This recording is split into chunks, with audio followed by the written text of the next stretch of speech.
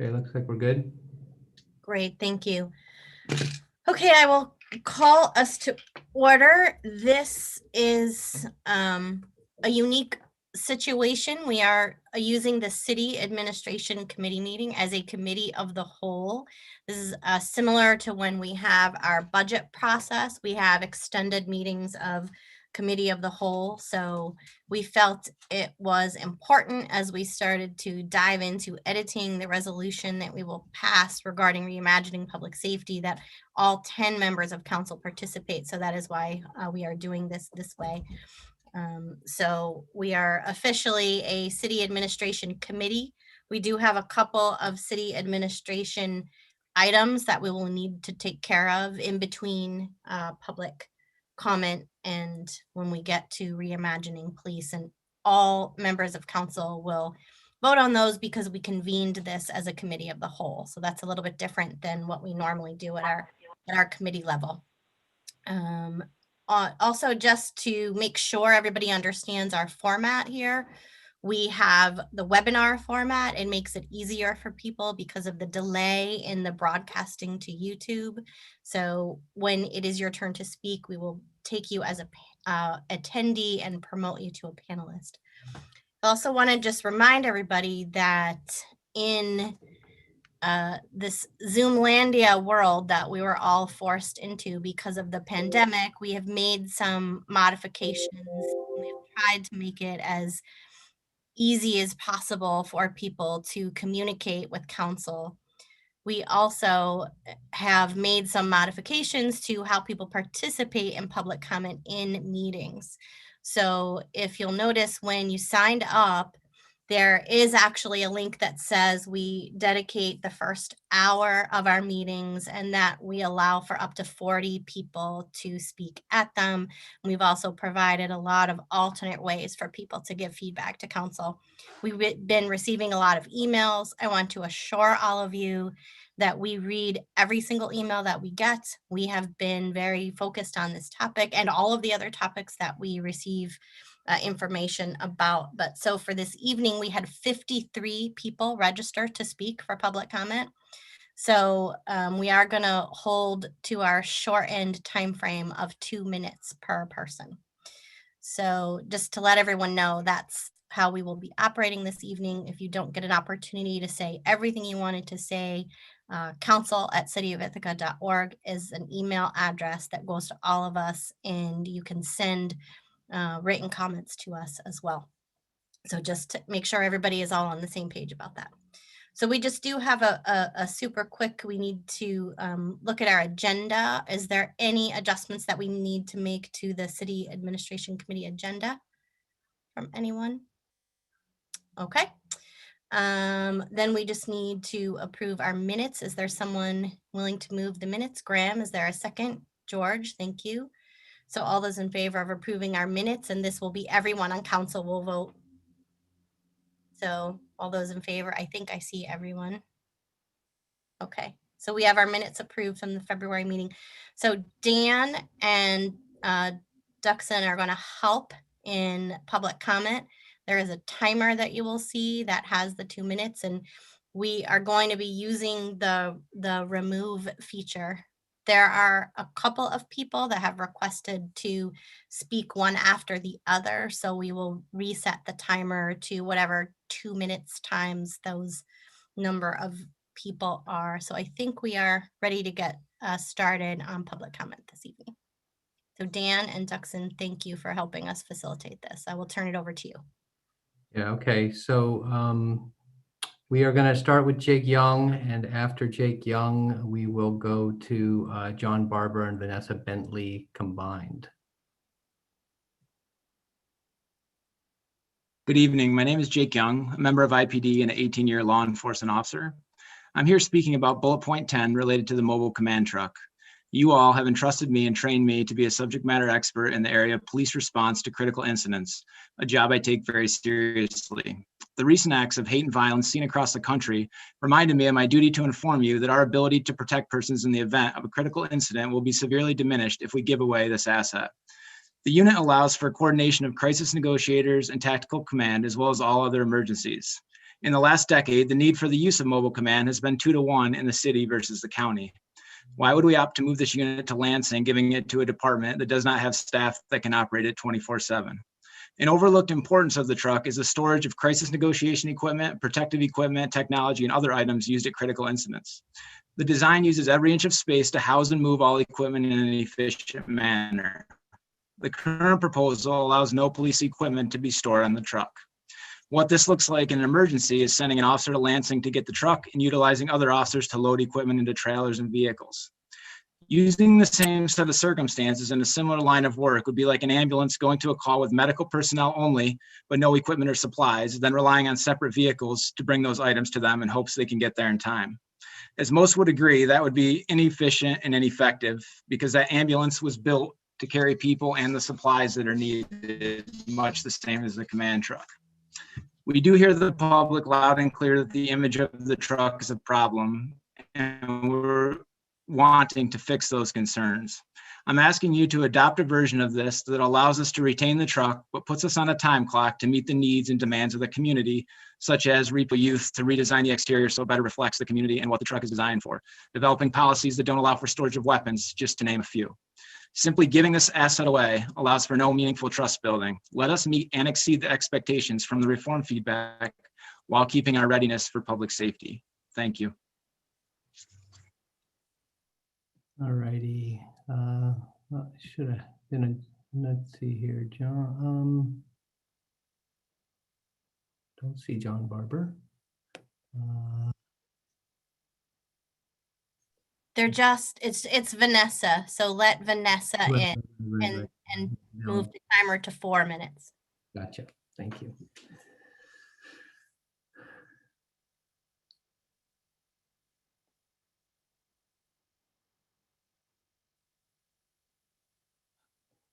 You guys can turn on your camera when you.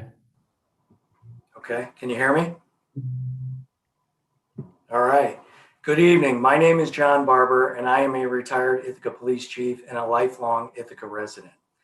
I had the privilege of working with many talented and dedicated officers at the IPD, and I am proud of the officers who have stood up publicly and spoken out against the radical idea of dissolving the IPD.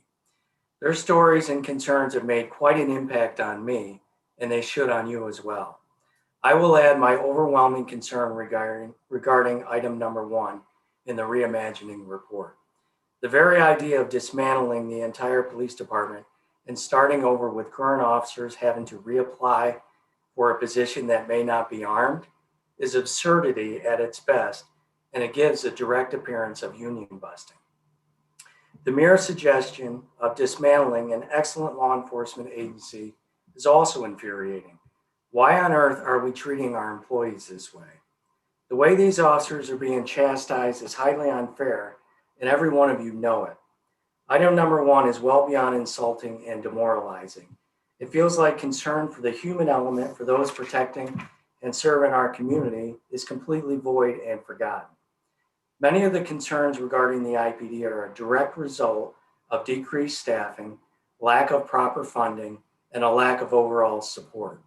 Every societal ill is dumped at the doorstep of our officers, yet a proposed solution is to abolish a highly trained agency? How about adding mental health personnel to the current roster? Violent crime is up in part because you have stripped away so many resources from the agency. The anti-police atmosphere is thriving and is encouraging lawlessness without fear of consequence.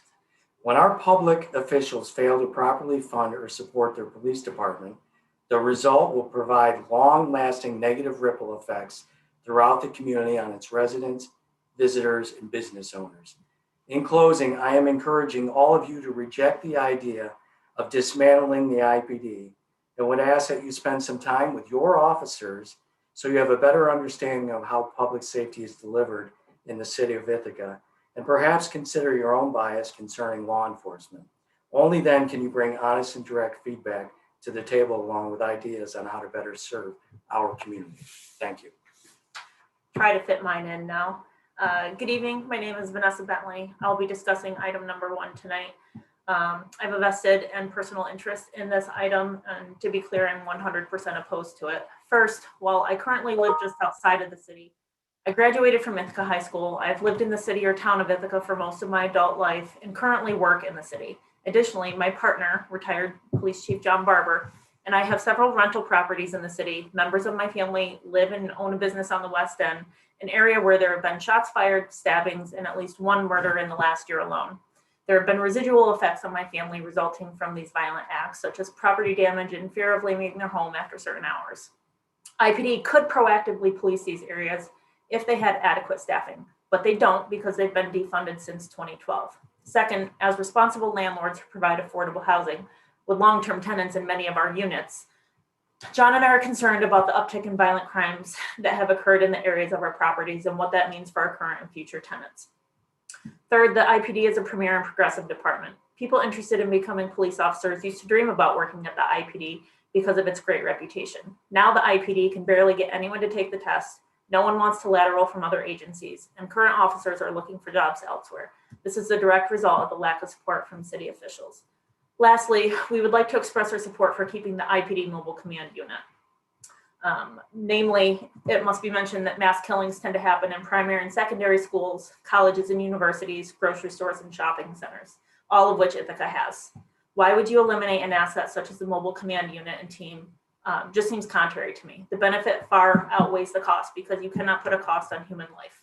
In closing, the city should be overall proud of the amazing individuals who work at the IPD. Please think about your own biases as it relates to law enforcement when determining what you think is best for our city. Thank you for your time and consideration. Thank you. I got requests to turn on my camera. I guess people wanted to see my happy face. So Loretta Tombarelli will be next. And after Loretta, we will go to Benjamin Yost.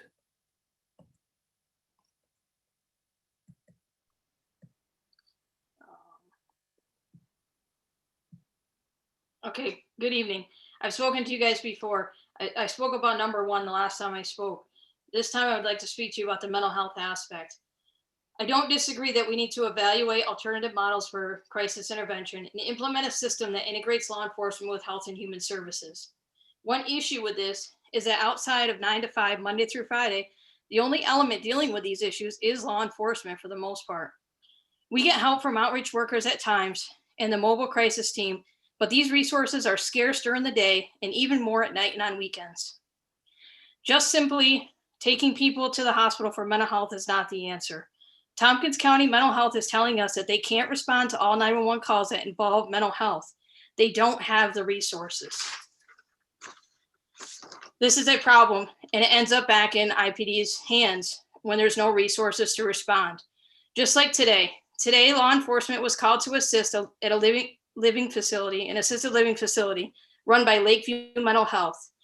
The staff is who called us because they were having issues with a person that was having mental health problems. They called the mobile crisis team and found out that the crisis did not meet the crisis team's criteria and they would not be responding. The staff still needed help, so they called officers to respond. Officers responded and spoke with the person and worked through the issues with the person to formulate a plan that would work for everyone to be able to move forward with their day. There was no one else to call. We are calling this police reform, but this is really social reform. And we are talking about what we need to reform. We need to reform all social services and divisions, not just the police department. I'm also part of the SINT team, which also goes with mental health. A lot of times the SINT team is called out for mental health crisis that's gone too far, dangerous situation. We need to use the truck for those incidents. It holds all of our equipment and all of our gear to be able to reach out to these people and talk to them. This is a need that's needed for the mental health for the city and the tenants. All systems need to reform, not just this. I care about this community. I care about all the people in this community, and I will continue to help everyone that I can in this community. Sorry for the rush of this. Thanks. So Benjamin Yost is next, and after Ben Yost is Reggie Teasley. And I'm sorry that the 2 minutes is not enough time, but we do have a lot of people to get through.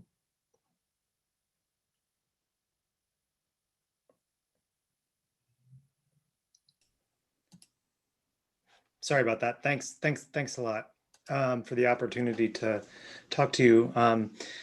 I want to ask in the strongest possible terms that the city implement all the proposals found in the Reimagining Public Safety Recommendation Report, particularly item 1.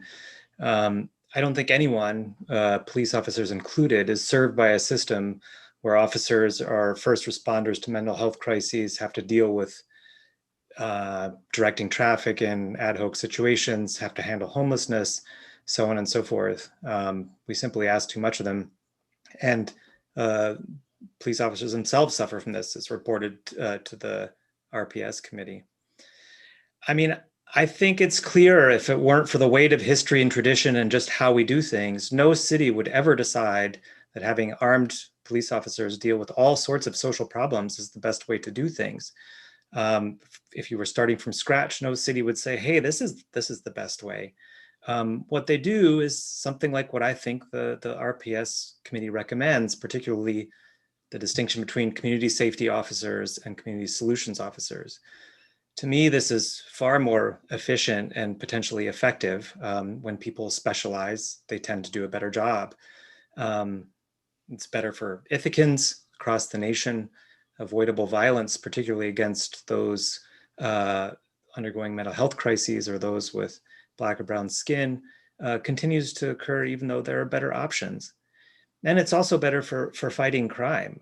Community safety officers wouldn't have to deal with a bunch of other stuff on their plate. They could focus on handling crime.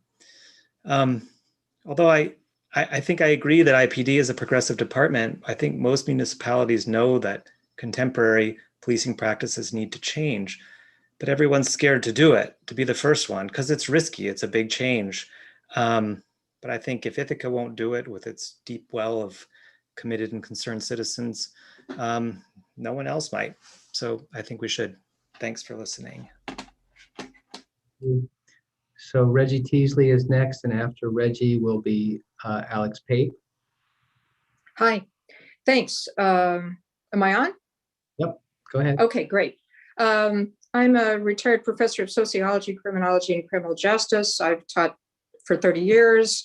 I was served on the Ithaca Community Police Board years ago, and I will just mention that I found it to be utterly toothless. So I've also taught in prison. So I'm very interested in these topics. I've paid a lot of attention to police reform, which is why I did not participate in this, because the history of police reform has been a dismal failure. That's why I think, and footnotes, I have them. That's why I think this thoroughgoing process actually has the best shot of anything I've seen yet. Seems absolutely sincere. The other thing is, let's face it, the causes of crime are where you could put your money and make the largest effect. That's what we call upstream. I'd love to see money shifted into youth services and so forth. But I think basically this idea of community solutions officers and community safety officers could work. It's moving in the right direction. I particularly like the idea of course corrections and using data to improve. This is a new model and it will need adjustments, no question, but it looks to me like it could actually work. And it's not going to be the same old policing. One of the things I would say that's crucial is the community solution officers must be equal with the community safety officers. One of the key limits to reform has been police culture. And I would also say the whole problem of personnel files eliminates transparency. I saw that on the community police board. You need the public's trust or you'll never even be able to solve crimes. It's the community who reports and gives evidence. I feel hopeful about this, and I really want to encourage council to support it. Great, thank you. Alex Pape is next, and after Alex is Tim Holland. Good evening, everyone. Thanks for the opportunity to speak to you. For those who don't know me, I'm Alex Pape. I've lived in the Ithaca area and surrounding areas for most of my life. I've been a police officer for 16 years and 14 of which with IPD. For the sake of time, I'm just going to jump into it. In regards to dismantling IPD and rebuilding a new police department, it doesn't make sense to dismantle the current Ithaca Police Department and its officers that have been described by many, including the mayor, as exemplary, second to none, the best in the state.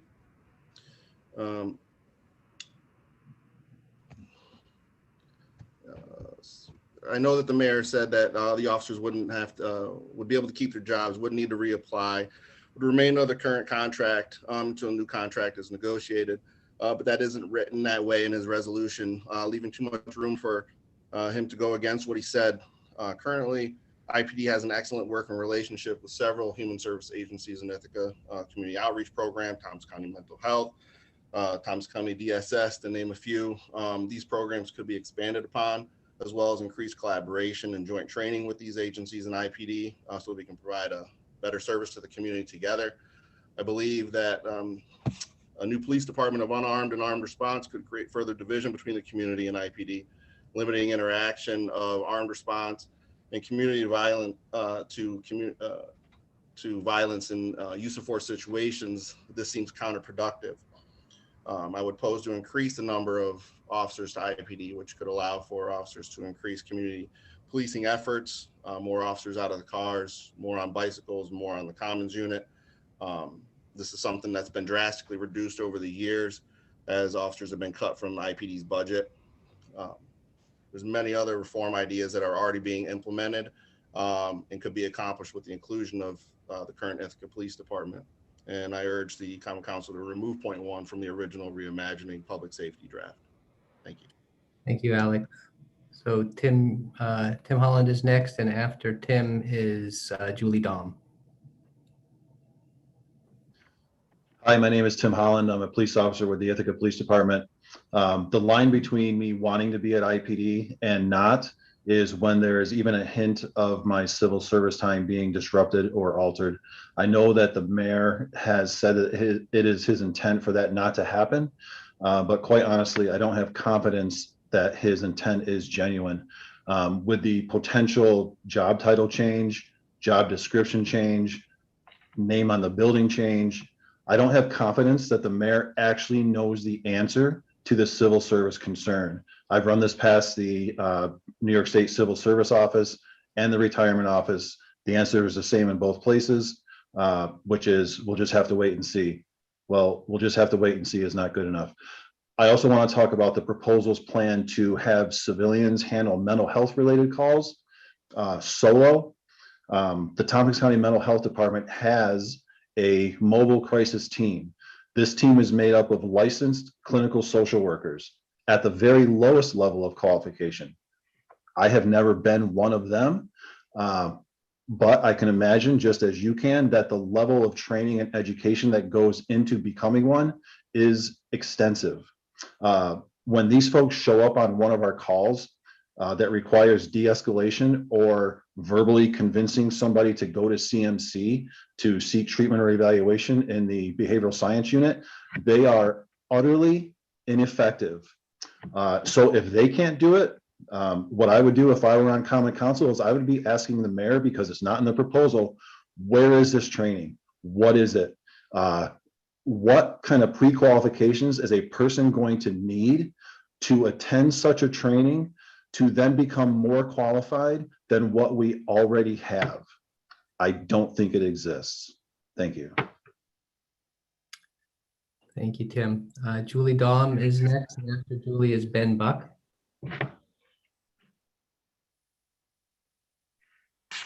Thank you. My name is Julie Dahm, and I work as a housing inspector for the city of Ithaca. Thank you for this opportunity to state my support for the Reimagining Public Safety Plan. While I lack experience in law enforcement, my work as a housing code enforcement official provides me with some understanding of a shared goal for safety. In my opinion, the Reimagining Public Safety Plan offers a very reasonable approach to address safer response to the variety of crises that may occur in our community. The proposed unarmed community solutions officers address these concerns. As a member of the local community, I feel safer knowing there will be unarmed officers trained to be supportive in times of mental and domestic crises, and that the departmental focus will be with an emphasis on compassionate response. When everyone gets the help they need when they need it, and when no one is afraid to call for help, we all are safer. Thank you for your time. Thank you, Julie. So Ben Buck is next, and after Ben will be Camille Tischler.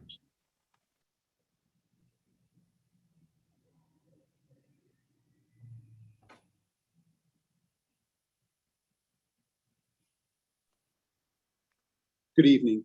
Thank you for taking time to hear me. My name is Benjamin Buck, and I'm a member of IPD, and I've been a police officer for 16 years. This evening, I'm here to urge you to retain your officers. I came to this city as a lateral transfer and was drawn by the level of excellence that I experienced when attending a reality-based training course for instructors.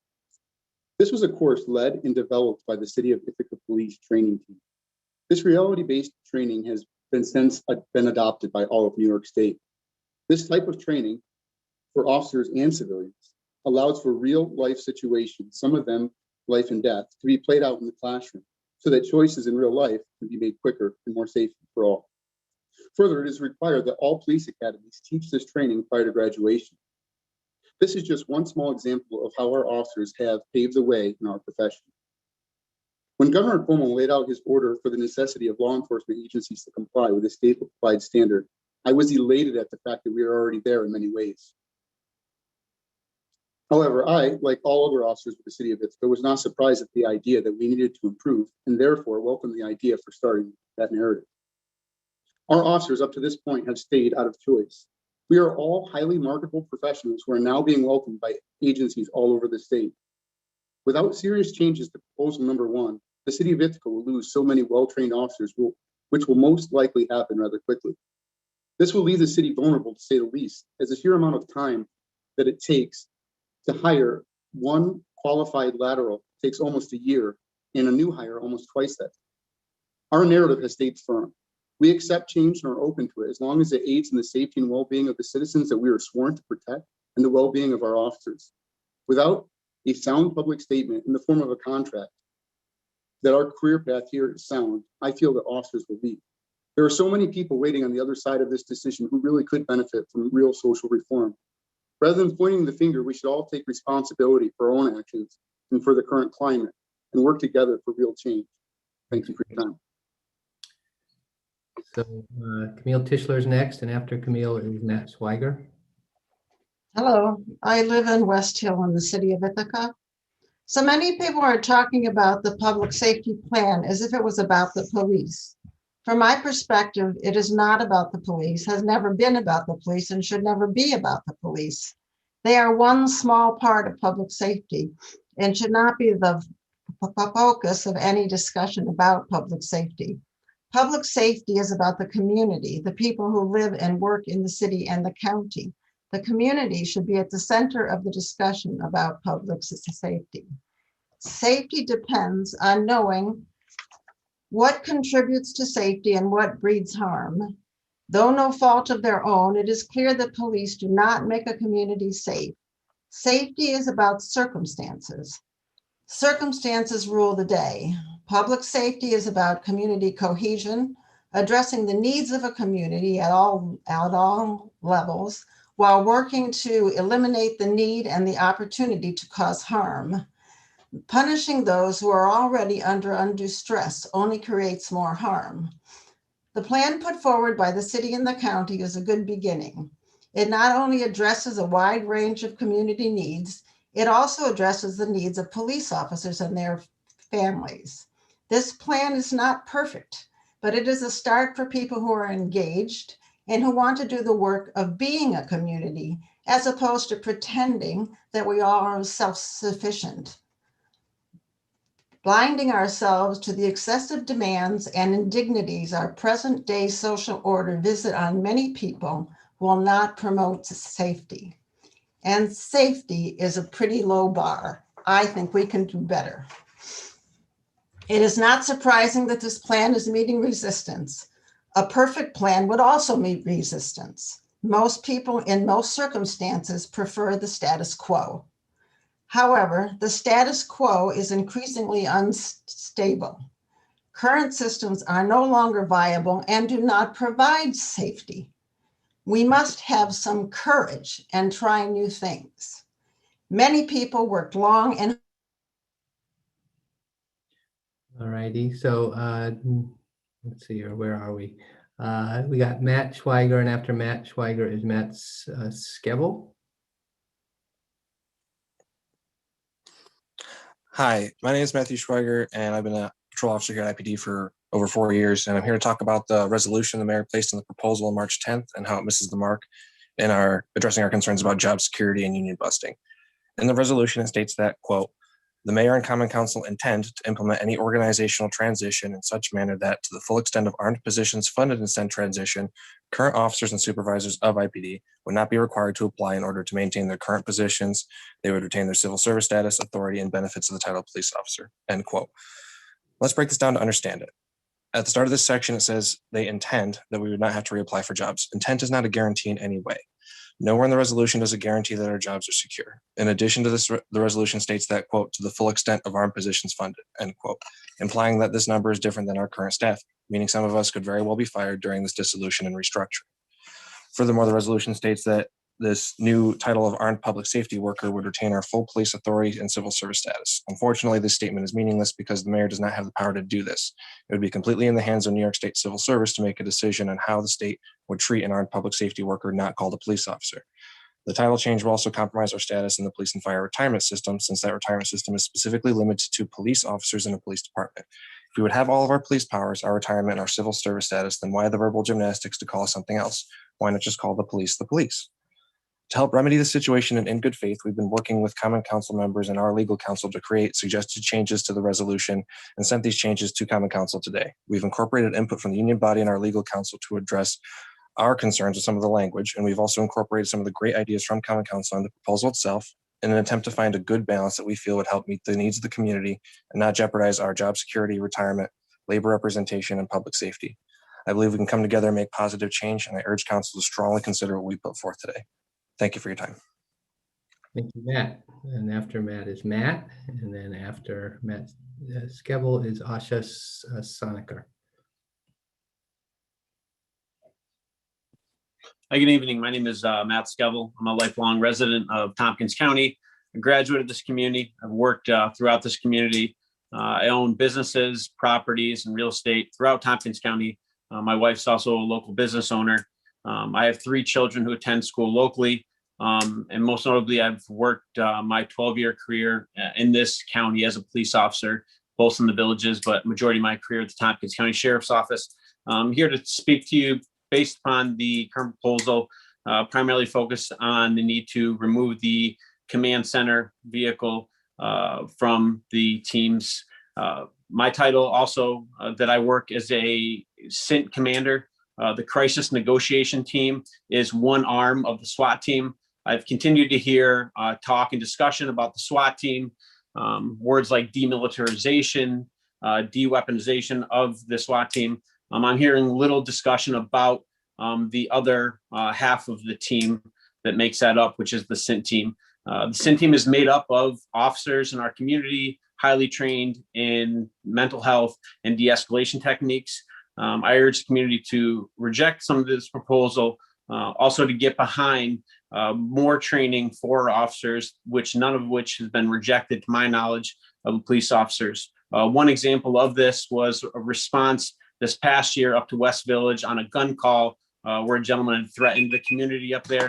And under that incident, our CINT and SWAT team had to respond. It's necessary for us to access that vehicle quickly to protect the community, as our goal is always the preservation of life, not only for the officers involved in the community, but even the suspect at large. Our equipment is also stored upon that vehicle. And I'd also like to mention, throughout my career as a deputy sheriff, I've had numerous opportunities to respond to back up the officers of the Ithaca Police Department, particularly most notable at West Village, which our goal is always to serve the community and protect them, no matter what the cost may be. Thank you, Matt. Thanks. After Matt is Asha, and after Asha will be Dennis Cavanaugh. Great, thanks, Dan. My name is Asha Sanker, and I'm a long-term resident of the city of Ithaca. Between March 16th and March 22nd, there were 7 mass shootings across America. Why bring this up in the midst of a discussion about reimagining public safety here in Ithaca?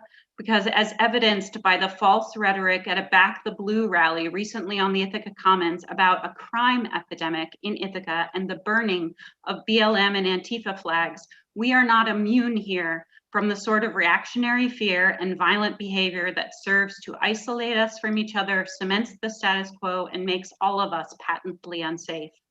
It is no surprise that mass shooters in this country are white men, that the people who gathered on the Commons to stoke fear and oppose this plan by burning symbols of social justice movements were predominantly white men, or that police officers are, in the majority, white men, while the majority of people killed by police officers are Black and brown. All of these facts are a symptom of the system of white supremacy. I am not here to accuse anyone of individual bias, but to discuss systems.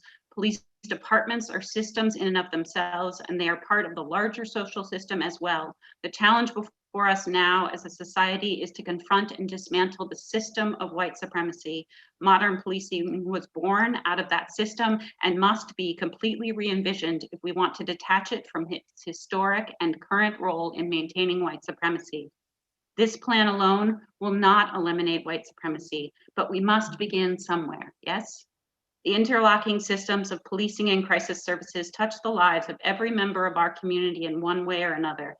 Beginning with these systems will have the most immediate transformative effect on people's lives and on the integrity of our community, which makes them the right place to begin.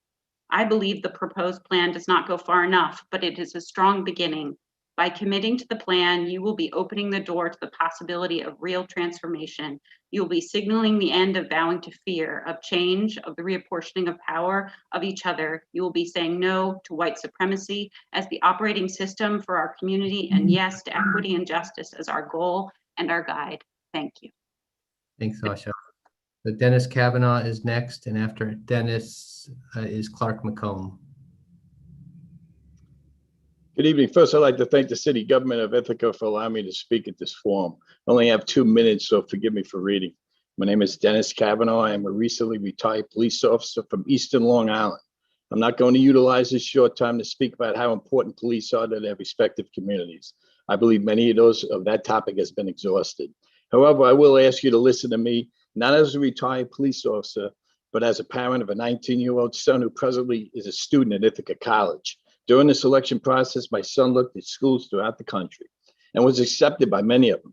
But in the end, he had asked us if he could attend Ithaca for his undergraduate studies. In doing so, the police officer and me did a small investigation of safety of this city, and the results were very pleasing to his mom and I. The city of Ithaca was one of the top cities in New York to raise your family. And if it wasn't that case, attend some of the finer college institutions as of Cornell and Ithaca. There are the area known as Ithaca Commons is a place where these students can get together in social settings or do most of their personal activities and shopping, etc. In the evening times, many of the restaurants are bustling with patrons, and safety was never a concern for the parents of these students. Why? Because the Ithaca Police Department is always there on constant patrol and have some of the fastest response times in the state. In the summer of 2020, the country had a change with an unfortunate episode in Minneapolis, Minnesota. Over 1,000 miles away, this incident changed not only the country, but policing in the United States in general.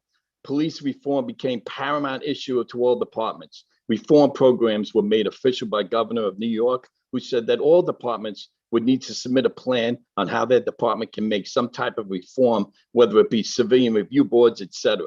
Reform is the common denominator. I agree departments all need some type of reform. It comes with the territory. Most departments look forward to implementing different types of policies to their members because it makes it work better with the community. In closing, I know the incident in Minneapolis hurt a lot of citizens, but it hurt a lot of police officers too, ladies and gentlemen. I never in my 35 years heard of a police officer wanting to go to work and kill somebody. Believe me, it's the last thing anyone wants.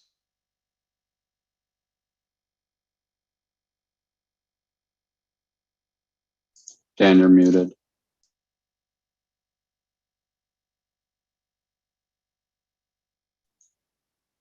Dan, I think you're muted. Am I muted? Oh, no, you're right. I'm sorry.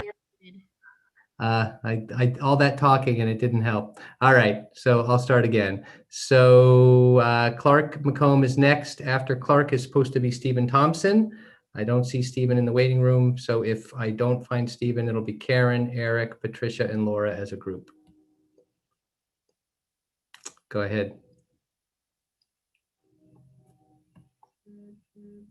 Clark, are you there? You got to unmute.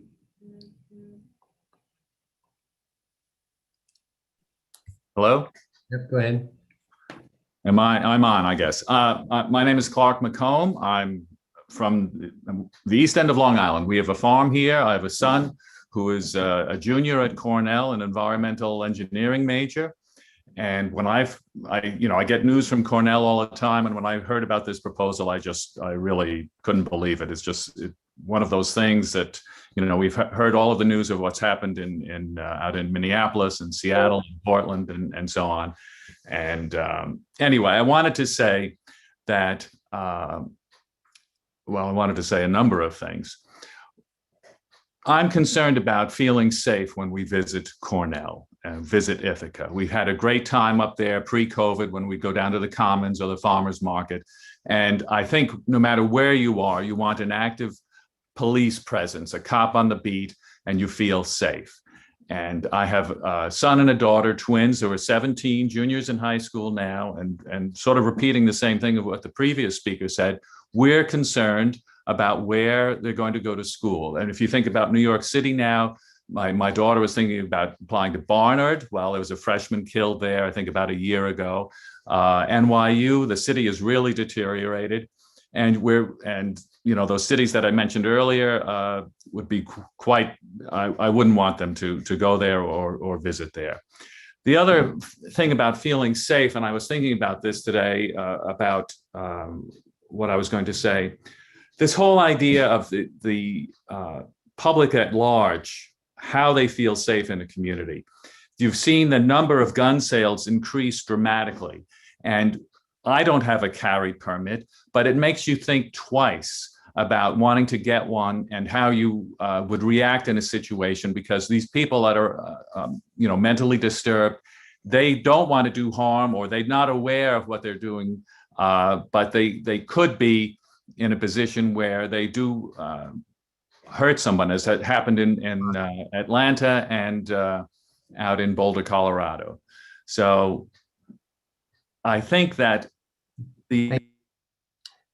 after we're going to do a tag team here. So if we could put 8 minutes on the clock, Karen, then Eric, then Patricia, then Laura.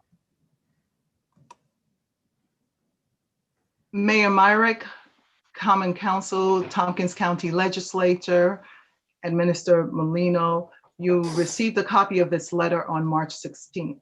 In response to your call for public comment before ratifying and submitting the Public Safety Reimagined Plan by April 1st, we community leaders of color, known as CLOC, wish to express our support for the report and the draft recommendations. We ask that Tompkins County legislatures and Common Council unanimously accept and approve the report. While we do not believe that the recommendations go far enough, we do see this report as a living document and reasonable foundation to develop, resource, and implement. More importantly, we view it as a last chance to transform the structure, relationship, design, and capacities of our public safety resources and critical human services to build community trust and truly serve and protect all our people in an integrated and principled way. These recommendations must be developed to produce substantive systemic change, including in policies, procedures, staffing, culture, and accountability. It is critical that you keep in the forefront of your decisions that the purpose of Governor Cuomo's Executive 203 order is for municipalities to examine and address racial inequities in policing. We think it is important to recognize the considerable planning, time, and effort that resulted in convening 15 separate focus groups with vulnerable populations in our community whose encounters with law enforcement are relevant and compelling evidence of the need for structural and cultural change. The facilitation was unbiased, the questions asked were relevant, and they allowed for frank answers about some very troubling interactions that have been made by local law enforcement. We are aware of 8 focus groups of law enforcement leaders, unions, and officers. From our perspective, the mandate has been met to engage the voices of key stakeholders. Our concerns and mutual desire for greater diversity in staffing, specialized areas of expertise, greater accountability and transparency, and more respectful and trusting relationships between public safety and community are reflected in the 19 recommendations. That's a relief because we know that within our communities, there's significant belief that this community engagement process would only be window dressing to meet the minimum required to continue receiving state funding. Marginalized folks in their focus groups shared experiences they might not otherwise have shared because they believe that there's nothing they can say that'll bring about accountability and positive change. We can't overstate how important it is to respect the courage and willingness it took for people who have felt mistreated and disrespected to share their experiences with the facilitators, despite their skepticism that they would not be taken seriously and that you wouldn't institute the substantive changes we need. The city and county called for the inclusion of the voices and perspectives of people who have high incidences of interaction with police, what folks have described as unpleasant, unhelpful, and disrespectful encounters, and who are extremely reluctant to call police when needed, fearing that the police may make things worse. The fact that these voices and experiences have not been heard effectively for so long contributes to the crux behind the executive order, and that's a real shame. As you pay attention to the qualitative data in your hands, we're confident that you've recognized that there are many, many people who are extremely uncomfortable with police and view the police as hunters and themselves as prey. That's a horrible situation and a problem for all of us. No wonder people recommended expanding mental health resources for police and civilians alike. This environment is the antithesis of public safety. While the recommendations call for innovative and somewhat uncharted territory, they have the potential to make life better for all of us and humanize our mutual relationships. Despite what people may think or have heard, most people who engage in this process did not call for completely abolishing policing function or completely defunding public safety. There are some vocal folks who are calling for abolition and who assume the engagement process lacked integrity, legitimacy, or the potential to make a positive difference.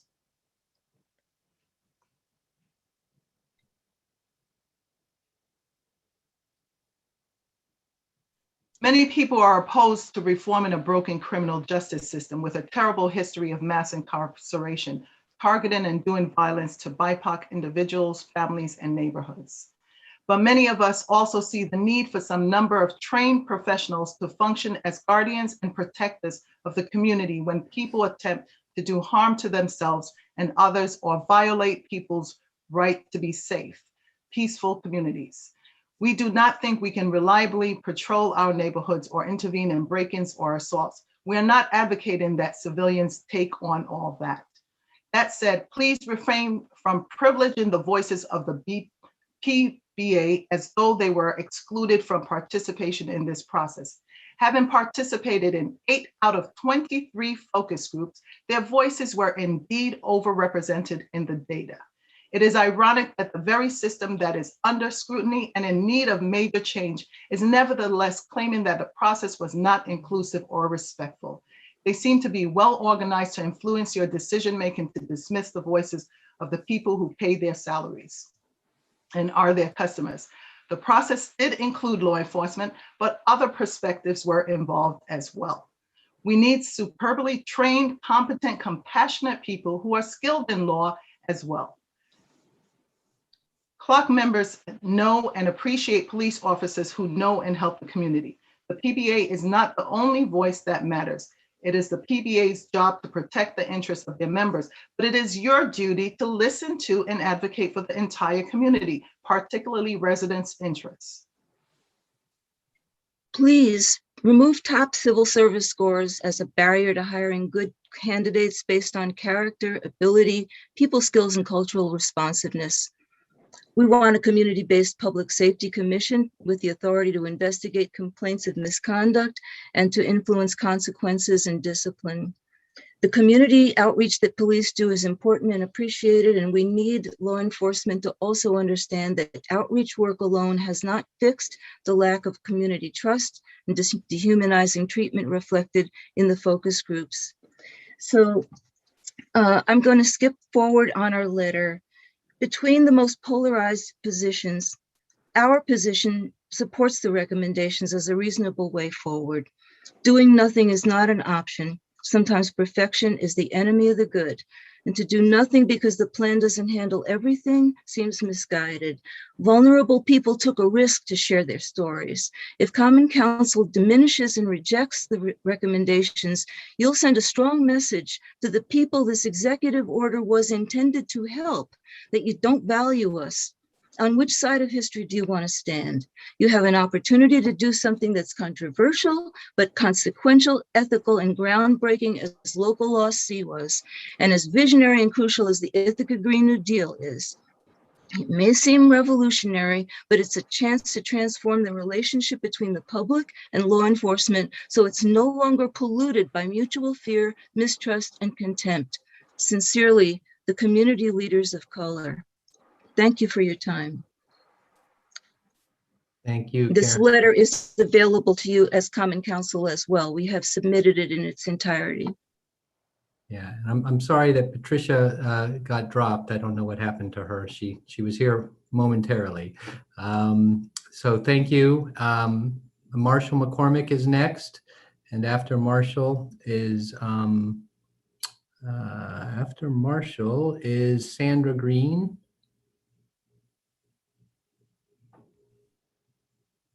Thank you. My name is Marshall McCormick. I'm an Ithaca City resident. I live downtown Ithaca. I'm on the Board of Public Works.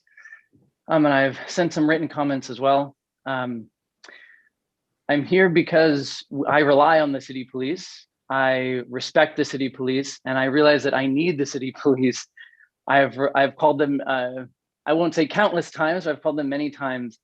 And I respect everything that they've done when they've come, but more often than not, they haven't been the right people for the job.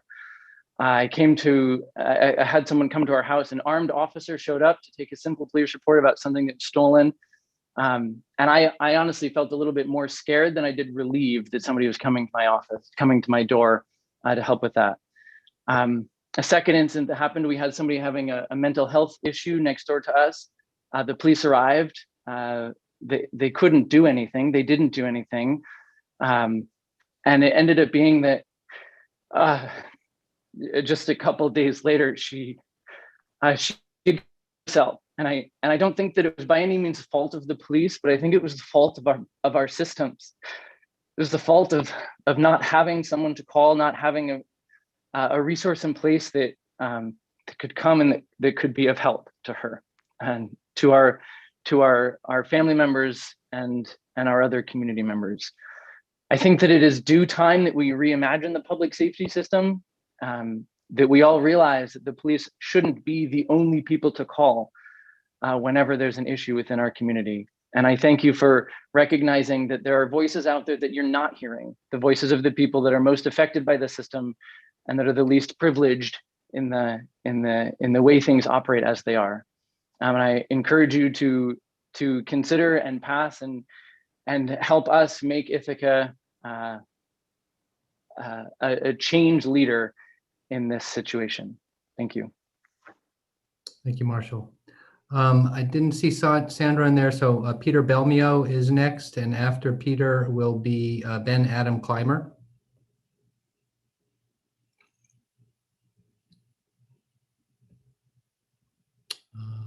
Is Peter here? Yeah, okay. Good evening, everybody. I am a consultant. I'll say that right off the bat. I have worked with a number of cities in terms of dealing with public safety issues and lots of community engagement. I spent 1.5 years in Ferguson working with the community and building the trust and cooperation that it takes to make communities safer. So one of the thoughts I had is that I think if you're trying to make this scale of change, you have to really have community engagement, yes, through focus groups, but in doing the work. We get to work with each other better when we're doing the work together, coming up with plans. And what I was going to propose is that I think Ithaca could benefit from stepping back and developing a community crime control plan to decide what are the 8 or 10 things that we really have to do to make the community safer, to build respect for the police and for the community. And then how do we do that? And who should do it? And it's not just all government. So what we've done in other cities is we've done big mobilization. Richmond, Virginia is a majority minority city. About 800 people showed up for the mobilization. And what the process does is gets people involved in many ways. There are some people can't sit on committees. There's some people who have time. There's some people who just want to come tell us what their ideas are and then come back when we build plans. So it's a constructive, open process that I've watched people change. I've watched them listen to each other, because really in the end, we want all the same things. We want neighborhoods to be safe. We want people to be treated with respect, both the police and the community. Really what it is I've got a handbook that we put together from the experiences of the 5 cities. And I think if it's something that would pull together so many of the great issues that we're talking about. I mean, Camille was talking about how the system operates. It's not a system. We don't share information. It doesn't work well at all. And corrections have problems and everything. So I think that what I wanted to propose is that after Peter is Ben Adam Kleimer, and after Ben is Hannah Teitelbaum. Hello, my name is Ben Adam Kleimer, and I'm also, ironically, a consultant. I worked for the Cahoots team in Eugene and Springfield, Oregon for 5 years, and I now run Crisis Consulting, which is my agency that helps cities develop mobile crisis teams based on that model. I reviewed the draft proposal and the police year-end report to get a sense of what the Cahoots model is. It's a first responder system where they send out unlicensed crisis counselor with an EMT to an array of different calls, from welfare checks to mental health calls to substance use calls to calls just involving people who are living on the street. And we have been, the Cahoots team has been responding to these types of calls for over 31 years. No one has ever been injured on the job. No one has ever been hurt doing this type of work by a patient. It's a very safe, very effective form of mobile crisis response. And I've looked at some of the calls and looked at all of the information. And I think that a team like this would be very successful in a city like Ithaca. Eugene is also a university town, does a lot of work with the university students there. And I think that something key to think about, and what I hear over and over again when I talk with police departments and city councils and things like that, is what the former police chief said, which is that so much of the human problems are given to the police. And so, the need to alleviate that burden of what they do is very important and critical. And what the Cahoots team and what that model provides is that ability to alleviate that from that group of folks with a social service response rather than an armed response. So if you're ever interested in learning more, please reach out to me, and I'd love to talk with you more, give a presentation or whatnot on what the model is and how it works. So thank you, appreciate it. Thank you, Ben.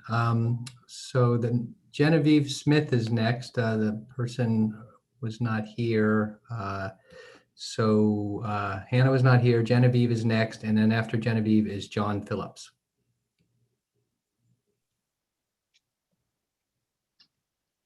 I rise in strong support of the proposal on police reform. I'm a privileged white woman. I have had few, if any, unpleasant encounters with law enforcement. I've noticed some ambivalence towards this reform of several white men and women in the community. And I think it's important to remember that many white people are fortunate that they have not had terrible personal experiences with the police. Today, I'm laying down my privilege and standing up for those who have different experiences than me because of the color of their skin or what country they're from. Because of historical disenfranchisement, they might not feel like they can speak out, either at this meeting or reach out to members of council. And I'd like to be that voice today. And I'd encourage other members of the community to do the same. If we're not willing to stand up in support of this change, then who will? I'm in support of the proposal. It has many parts that I believe are invaluable. I think the restructuring of the department is essential to create a system that works for everyone. We should redesign the police department to include unarmed first responders to help members of the community in crisis. This will allow a better connection between community members in need and the services that they are available to them. By diverting them from the justice system into services they need, we'll be able to support marginalized populations more effectively. We will still have armed, uniformed first responders, but we don't need armed officers responding to all dispatch calls. Everyone seems to agree on this. So why should we not have a structure that cares for the spectrum of human existence, but responds accordingly? I've been fortunate to be living in Ithaca for almost 10 years, and I felt lucky to be a part of a progressive, forward-thinking community. This policy reform is what we need to do. We need to act now. I strongly encourage member of council to vote in favor of this proposal so that we can bring the long and challenging, but greatly needed process of making real change in our community. Thank you. Thank you, Genevieve. So after Genevieve is John Phillips, and after John Phillips will be Elizabeth Riley. Go ahead. Good evening. My name is John Phillips. For the last 11 years, I've lived in Lansing and worked in Ithaca. Because of my close ties to the city, I'm here to comment about the proposal. I've been following the process of developing a plan for reimagining with interest, not just because of my proximity to Ithaca, but because I can't help but see the cost our current model for policing is imposing. I'm a highly educated white man, so this cost rarely falls on me. I could hide behind my relative privilege and do nothing, and very likely never personally pay any price for my choice. But I can't justify standing by and saying nothing when I see the pain and suffering of communities all around me. Those without my advantages pay for our mistakes every day, and I will not be silent in the face of that. I grew up in Ohio. My father was a county prosecutor for much of my life, so I grew up knowing prosecutors, judges, police officers. I'm very supportive of the mission of law enforcement, of the people who work in the field, but I'm also conscious of the history of an ever-expanding set of responsibilities and ever-increasing militarization of police forces. I've been present for many conversations where law enforcement professionals lament being given responsibility for community mental health, relationship counseling, support for the homeless, truancy monitoring, and many other tasks for which they lack training and tools. I've heard officers discuss the loss of trust and respect and how that loss makes safe and effective policing more difficult. I point this out to show that in a less combative environment, law enforcement officers are all too conscious of the problems underlying the current efforts to revise and redefine policing. These aren't new problems.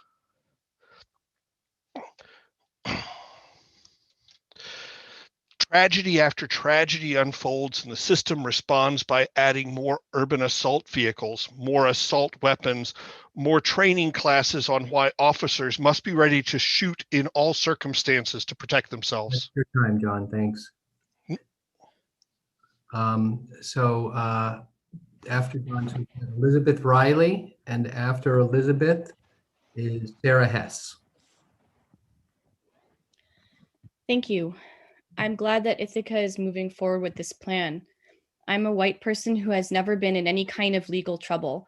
I grew up right here, respecting police officers. When the Black Lives Matter movement began in 2013, I became aware of how deeply unjust policing outcomes are for people of color. I learned how the complex interplay between structural racism and policing leads to a cascading series of poor decisions based on fear or suspicion that have their roots deep in racist stereotypes, though often unconscious, and yet have tragic real-world consequences. I've strongly supported the BLM movement since its beginning. The presence of armed officers at enormous numbers of low-stakes, non-emergency interactions with people of color is, given what we know about the outcomes, deeply irresponsible. It would simply be wrong to continue that way. More recently, as calls for public safety reform have become more urgent, I've begun to reflect on my own limited interactions with the police. The truth is that even I have felt unsettled and unsafe. From police officers blocking off a road after an accident, to road safety checkpoints, to public safety at large events, officers have projected an attitude that I think is supposed to be authoritative, but which comes across as suspicious and even contemptuous. The time I got pulled over for driving 9 miles an hour over the speed limit, the officer chose to intimidate and belittle me with sarcasm and tell me I was making a stupid mistake that might cost me hundreds, rather than appealing to my interest in community safety. The way they spoke to me indicated that they didn't trust me to do the right thing or even to want to. But I want to do the right thing. I don't need to be scared into compliance, and I bet you don't either.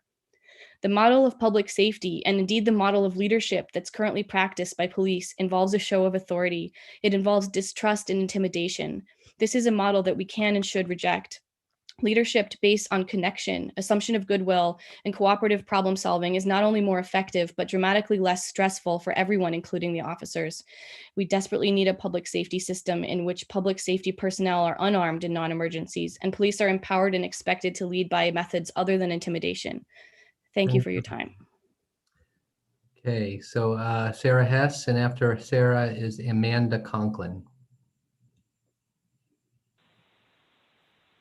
Sarah, you there? Yes. Go ahead. My name is Sarah Hess. I've lived in the city for about 45 years, and I'm here to urge you to keep working on this comprehensive and important plan. Please do not diminish or reject any part of it at this stage. This plan took a wide view of public safety, way beyond police, and it looks at some root causes of harm. That's what makes it important. The process that led to these 19 recommendations hasn't been perfect.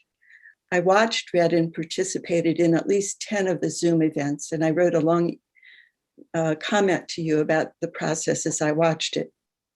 I heard people objecting to the lack of access, even while they were participating, and I saw the genuine and honest desire to hear from people who were reluctant to trust another reform effort. The last town hall meeting, led by leaders of color, was especially valuable to me. I understand those who are angry at the sudden emergence of recommendations they did not see coming. I too wish that data had been shared and there had been community discussion before recommendations were drawn up. However, I urge you not to use this unfortunate timing of events or less than perfect process as reasons to reject important and worthwhile ideas.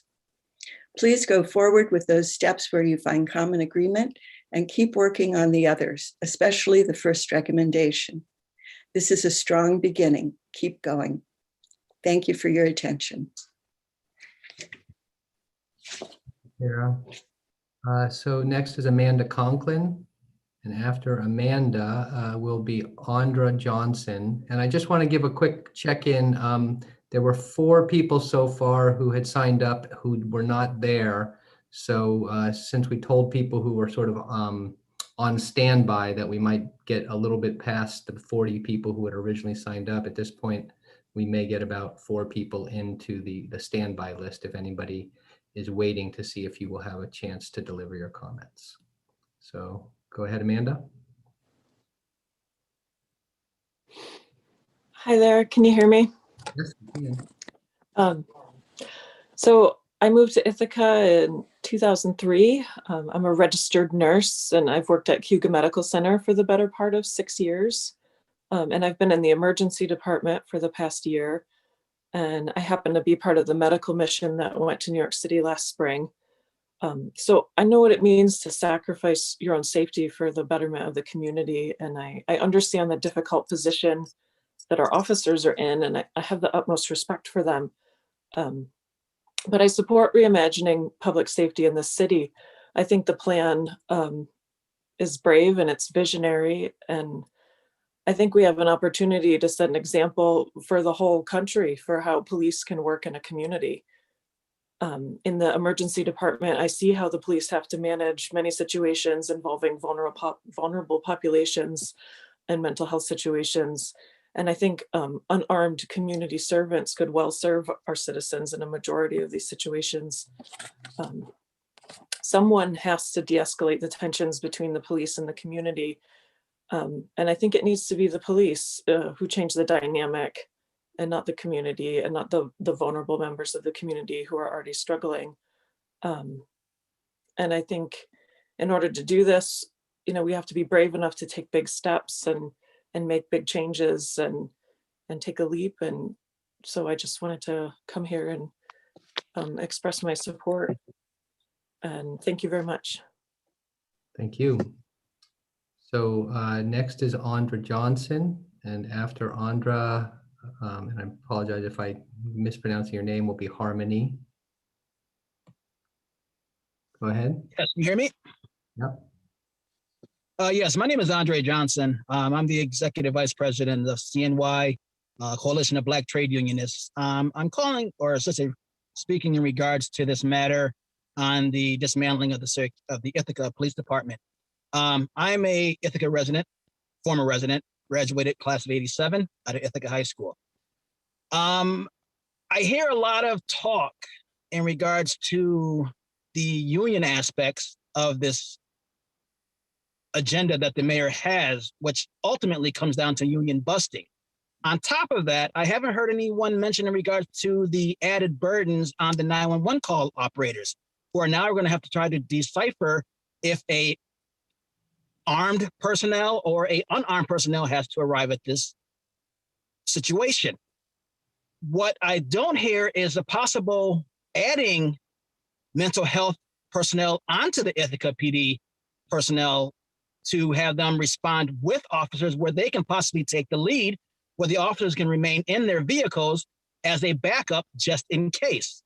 Ultimately, you're going to put a lot of people, including the residents, in danger with this proposal. And I hope the mayor actually looks and listens to everything that everyone is saying. Thank you. Thank you. So next is Harmony, and after Harmony, looks like David West. Hello. Thank you for hearing me. You can hear me, right? Yes, we can. Okay. My name is Harmony Borkert-Weir. I'm a long-term resident of Tompkins County, and I work in the city of Ithaca at Cornell University. I wanted to speak today because this is such an important topic for all of us. I feel that the current law enforcement system in this country is broken. It is to my shame that I hadn't paid enough attention before this past year, thinking only of how the current system impacted me personally and not the community at large. Not the traditionally disenfranchised among us, who have been and still are being victimized at a disproportionate rate, including and sometimes especially by members of law enforcement, who are so often not held accountable for their actions. 2020 was an eye-opening year when this dialogue was started loudly enough that every one of us was forced to listen. And what that meant for many of us, people like me, white, relatively sheltered, and lucky in my privilege, were forced to face the systemic racism threaded through every level of our society. I am very happy that so many communities have been making positive steps to make amends and fix a broken system. I am proud that Ithaca has stepped up to be one of the forerunners in this. I am in full support of the City of Ithaca and Tompkins County adopting the Reimagining Public Safety Plan. I think this is a very good beginning, and as others have said, it doesn't extend far enough, but it is a solid start, and I recommend adopting it. Thank you. Thank you. So David West is next, and I am looking to see who is after that. It looks like, judging from who is in the waiting room, after that would be Louise Erskine. David, are you there? I'm here. Thanks, Dan. Sure. I'm here today to urge council to support the implementation of the Reimagining Public Safety Reform Package. The Ithaca Police Department is in desperate need of a complete reset in culture at the top of the organization. We need a civilian leader in charge of rebooting the culture of policing and public safety, and we need the proposed rebranding of the department. While some have called the proposed reform package radical, it seems to me to be a very mild first step in addressing the systemic problems in policing that we have direct control over.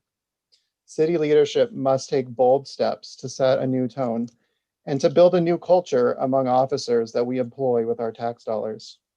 It's going to take serious work to reform the culture of fear that permeates IPD and many other police departments, but we can do our part here. We know that the mindset of a war on cops and that the world is more dangerous than ever is simply not based in reality. Addressing an organizational culture that pits police with a warrior mindset against communities they're supposed to serve must start at the top. It must come from council, and it must permeate the top ranks of public leadership. A new mindset should be the driving force in shaping officer training and evaluation for promotion. I encourage council to take the small steps outlined in the Reimagining Public Safety Package and to evaluate what else needs to be done from there. We need officers to live in our neighborhoods. We need to end no-knock warrant serving.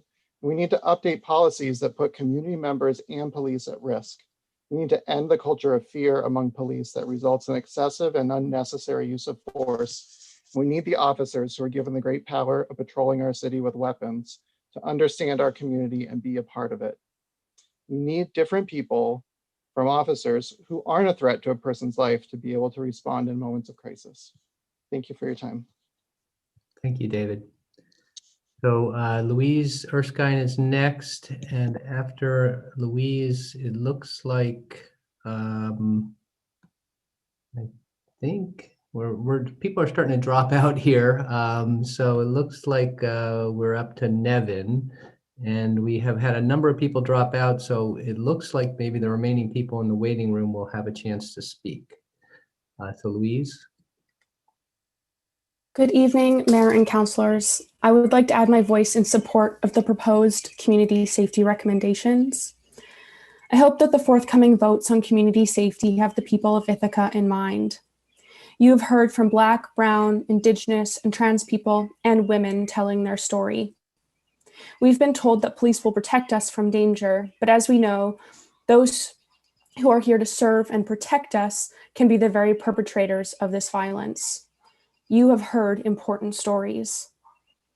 Telling a story filled with pain is like picking at a wound, and we are willing to bear those wounds if it means true healing will come. But that healing will only happen if council passes reforms. I've shared my very personal experience with harassment in Ithaca through email to the mayor and councilors. I will not share that again this evening, except to say that a police officer could not have protected me from that situation. I was protected by my fellow community members. Our town needs a transformation of relationships. We need to ask not how do we punish violence, but how do we prevent deep pain and repair systemic damages. Community safety needs to be about communal relationships and offering resources for healing. As you reflect on the future of Ithaca, I hope you will remember the stories that you have bared witness to, and that reactionary policing, as we do now, will not prevent more tragic and scarring stories from being created in Ithaca, our home. Thank you. Thank you, Louise. Nevin? Hi, can you hear me? Yeah. Okay, great. I think it's very important to understand that we're all working towards justice. We should all have the same goal. And because of that, I think we should really be focused on a consensus going into any plan that replaces a department that has strong foundations and is actually working. So I want to focus on that also, or start with that. And from there, I want to talk about private policing. When people if you don't have a police station protecting private property, often you'll see people hiring people who can hire their own police, and we might actually see a lot of these officers go and work for things like we saw in Iraq, like companies, private policing firms, which is something I don't think we want. I think we want to keep our policing public and democratic. Government contracts of $2,000 or more need at least 3 bids, I believe. So I suggest we have at least 3 proposals. We've had at least 2 consultants on the call today, and I believe a consulting firm put this plan together. If we can't do it ourselves here in the community, if we can't write a document that brings everybody into an agreed plan, we need to engage the workers, not just the community, the workers who'll be doing this job, who already are doing this job. This plan is an attack on workers and the working class. This plan is a threat to public safety. Any plan that attacks workers, but especially first responders, not only destroys worker morale across the board, their families, friends, community members, other workers, also threatens public safety. Destroying workers' morale by announcing job cuts leads to marked psychological strain. Job loss is one of the life losses that is very difficult to recover from psychologically. Losing one's job is as psychological. So next is Robin Messing, and after Robin is Louis Savello. Hi, I'm Robin Messing. I've been a longtime resident of Ithaca, and I've actually changed my mind somewhat during listening to all the speakers tonight. I had sent in a letter to the Common Council and everyone involved about a week ago or so, suggesting that you view a video by Glenn Kirshner. He's a prosecutor with 30 years of experience, a federal prosecutor. He made a three-part plan for improving policing that included extreme hiring and vetting of police, extreme training, and extreme accountability of police under the watchful umbrella of citizen participation. I suggested this could be an alternative to the proposed restructuring. And just before this meeting, I sent a follow-up letter saying that I had no objections to the restructuring itself, and this could just be an alternative. But after listening tonight, I am more concerned about the transition between how we get from here to there, that there will be a number of, that the police will be demoralized and we'll have a large exodus of police. So I would strongly recommend taking a closer look at Glenn Kirshner's video. I've sent you the link, and taking a more go slow approach. I'm not saying we should never do this, but the transition could be very tricky, and I'll yield the rest of my time back. Thank you. Thank you. So next is Louis Savello, and after this will be Chris Heyer. Good evening. First, I'd just like to thank the council for this opportunity to speak tonight. My name is Louis Savello. I've been a union member and involved in the labor movement for most of my adult life. First as a Teamster, most currently as a police officer and a union board member for the Suffolk County Police. I'd just like to speak a little bit about how this affects union members really across this state. This resolution, it purports itself to be a reimagining of public safety, but what it really does is it reimagines collective bargaining. This is about as anti-union as you get. It is union busting, as many of the other speakers have echoed here tonight. The mayor's resolution, which begins with dissolving the police department. In his self-promoting interview in GQ, I think that's where most of us became aware of this. He goes on to say that all the officers will have to reapply for their jobs back, and only after the labor movement and pushed back did he relent in that and add that the current officers would keep their jobs. So that reminds me of someone else who has done this in the past. That person would be Ronald Reagan and the air traffic controllers, where he fired everyone. This is, again, about as union busting as you get. This mayor is no different than the Koch brothers or other anti-union people.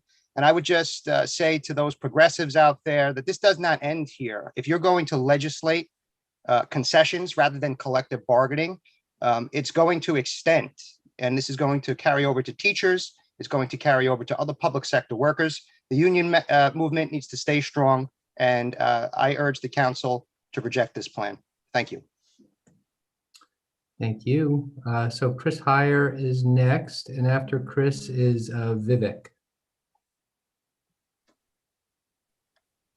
Hello, my name's Chris Heyer.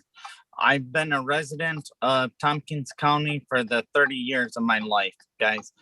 We need to maybe re-image the police, but we need our police force. I live on the West End. I've called them within the past year over a dozen times for numerous issues. They've always responded and been able to handle it. There's a rental property that there was a family member owns that we went to do an inspection. We were met with a gun. It took IPD close to 8 minutes to respond due to them not having the resources they needed. So what are we going to do when we have that issue and you guys send somebody without a gun. We need our police department, and yes, we need help. We can re-image it, but in certain ways. The other thing is the critical incident bus. We need that also. There's many people that donated to it, citizens and businesses, for the fallen officer Michael A. Padula, end of tour November 17th, 1996. We need to think about that also. I urge you guys all to really think about that, what that bus could have possibly been able to do in that time for us. We need to really rethink this plan if we want to re-image, is what I've got to say. That's my 2 cents. That's all I've got for you guys. Thanks so much. All right, so next is Vivek, and then our last speaker will be Todd Brewer.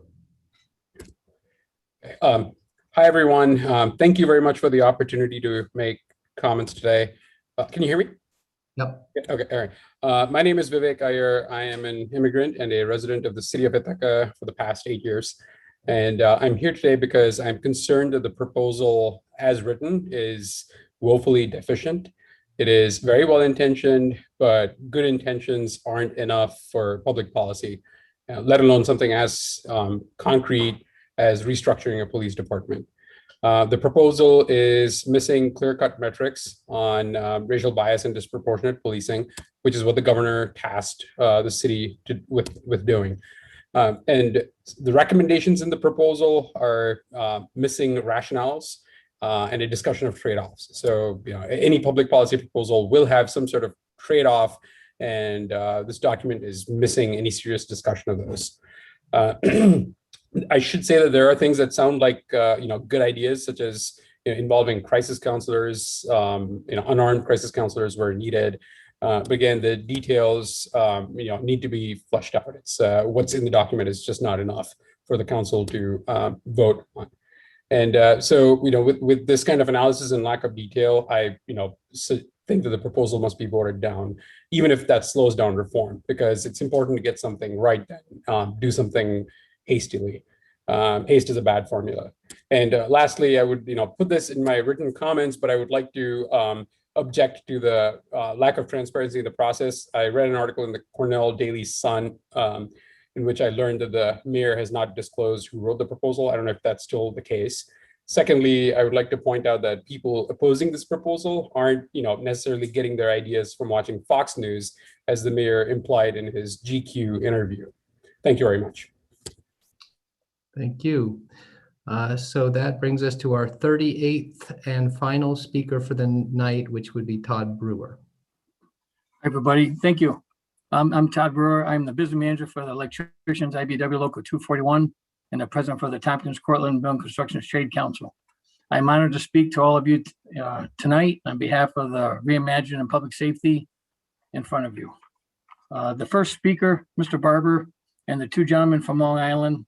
And then there was another gentleman that spoke on bringing social workers to respond with police officers. I think they all, they said it perfectly, in my opinion. The terrible tragedies that have happened to some people of color across the nation is terrible. And we all understand the need for police reform. I heard a lot of guests talking tonight about mental health. And all I can think about is IPD officer Michael Padula, when he tried to disarm that lady with a knife, who was released from Willard Psychiatric Center, and he lost his life in doing so. I mean, everyone, and it sounds like a great idea to do this, but we don't know what it's like responding to those calls when not just that person's life, but your life and other people's life could be at stake. We have highly skilled and trained men and women working on our IPD, and I encourage everyone to entrust in them. I understand the idea of having unarmed officers or social workers responding to a call, but God forbid if the situation turns, because when it does, there will be no time to respond safely and will jeopardize the safety of our community. I firmly believe if we could get our mayor, city council members, and IPD officers together at the table, that they can put together a plan that will work. We can set 1, 3, 5, and 10-year goals and track the pros and cons each year to see if we are achieving our goals for a true police reform. I do agree, it does look like union busting to me too. I just hope everyone can sit at the table and work this out. Thank you. Thanks, Todd. So that is our final speaker. Great, thank you. Thanks, everyone. Normally at this time, we do have a response from council, but given that it's 7:37, we have some CA items. We have several guests with us as well.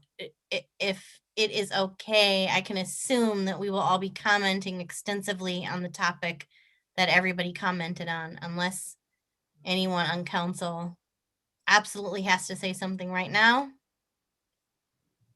Going once, going twice. Okay, I know that we're going to be talking about this for a lot this evening. So we have a few city administration items. I'm going to get through those. And what we'll do is I think take just a very short stretch, whatever you need break, and then we'll get into the reimagining public safety. So first there is an item on consent, which is an amendment to the personnel roster for public works. Is there someone that wants to move that? Graham? Is there a second? Rob, thank you. All those in favor? And remember, we all have to vote on this. This is not just CA. I think I see everyone. Nobody is opposed. Okay, thank you for that. Is there someone willing to move the establishment of capital project for GIAC gym renovations? And we can think, I saw Cynthia first. We can read truncated versions of these. Do the speed read version of all these resolutions if we don't mind. Go for it, Cynthia.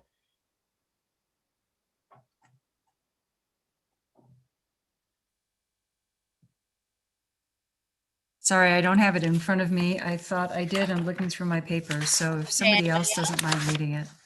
Graham, I see. I saw Graham next. Sure. Trying to do a speed read. This is a request to amend capital project for the GIAC gym renovation.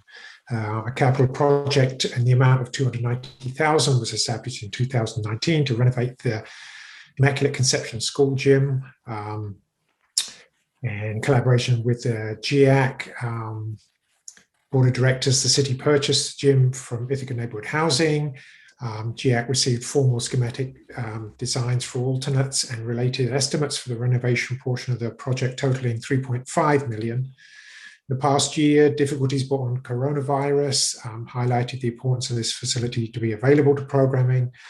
GIAC has been fundraising, ready to move forward with the project. Common Council is certainly desirous of progressing through this reimbursement project. Therefore, be it resolved that Common Council hereby amends Capital Project 864, GIAC gym renovation in amount not to exceed $3.5 million for a total project authorization of $3.97 million for the purposes of designing and constructing such improvements, and be it further resolved that funding for said capital project shall be derived from the issuance of serial bonds, and I so move. Is there a second? Second by Rob, thank you. Just to clarify, it's 379, not 397. Sorry, thank you, Deb. All right, it's all right, it's all right. I see Leslin. We've also talked about this before at the council level. So are there any questions at all for Leslin other than excitement that this is moving forward?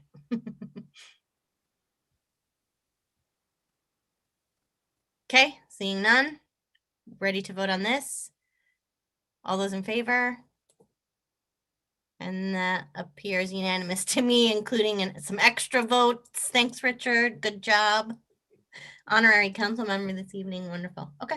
Thank you all. Someone want to move 4.1?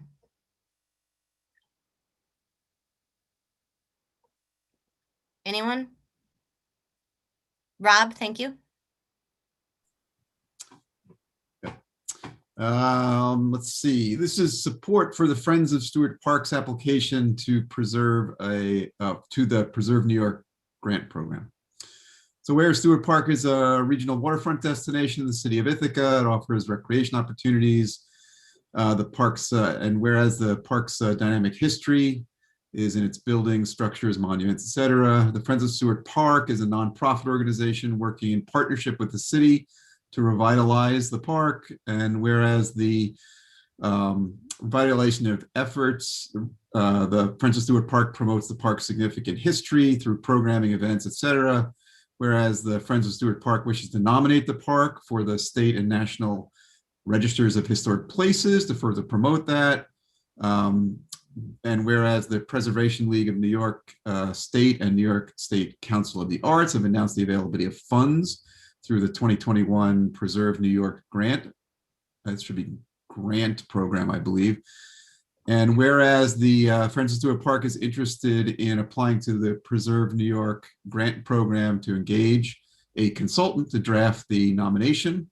And whereas the Friends of Stewart Park will serve as the recipient of the grant, and whereas the Friends of Stewart Park will provide funding match as required by the grant program, therefore be it resolved that the City of Ithaca Common Council hereby offers its support and endorsement of the Friends of Stewart Park's application to the 2021 Preserve New York grant program for the completion of a National Register nomination for Stewart Park.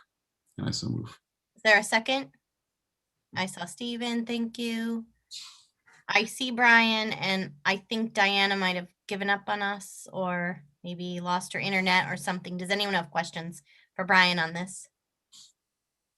Brian, do you need to tell us anything about this? No, I don't think there's any additional information that's needed at this time unless there are questions. Diana had another meeting this evening, and so she had to sign off. So she apologizes for that. It's no problem. Any questions at all for Brian? All right, are we ready to vote? All those in favor on this? That also appears to be unanimous. Wonderful. Okay. Do we need a 5-minute break before we get into our big discussion for the evening? I don't see anyone making any. Deb, isn't there a 4.2? What's that one? That is the reimagining. Okay, all right. Yeah. Thank you. Yeah. 4.2 is what the big topic. Yep, got it. Thank you. No one's saying anything. You don't need a break. You just want to keep going. I'd like a 5-minute break. Okay. It is 7:44. So we'll see all of you at 7:50. I will restart the meeting. Thanks, Deb. Thanks, Deb.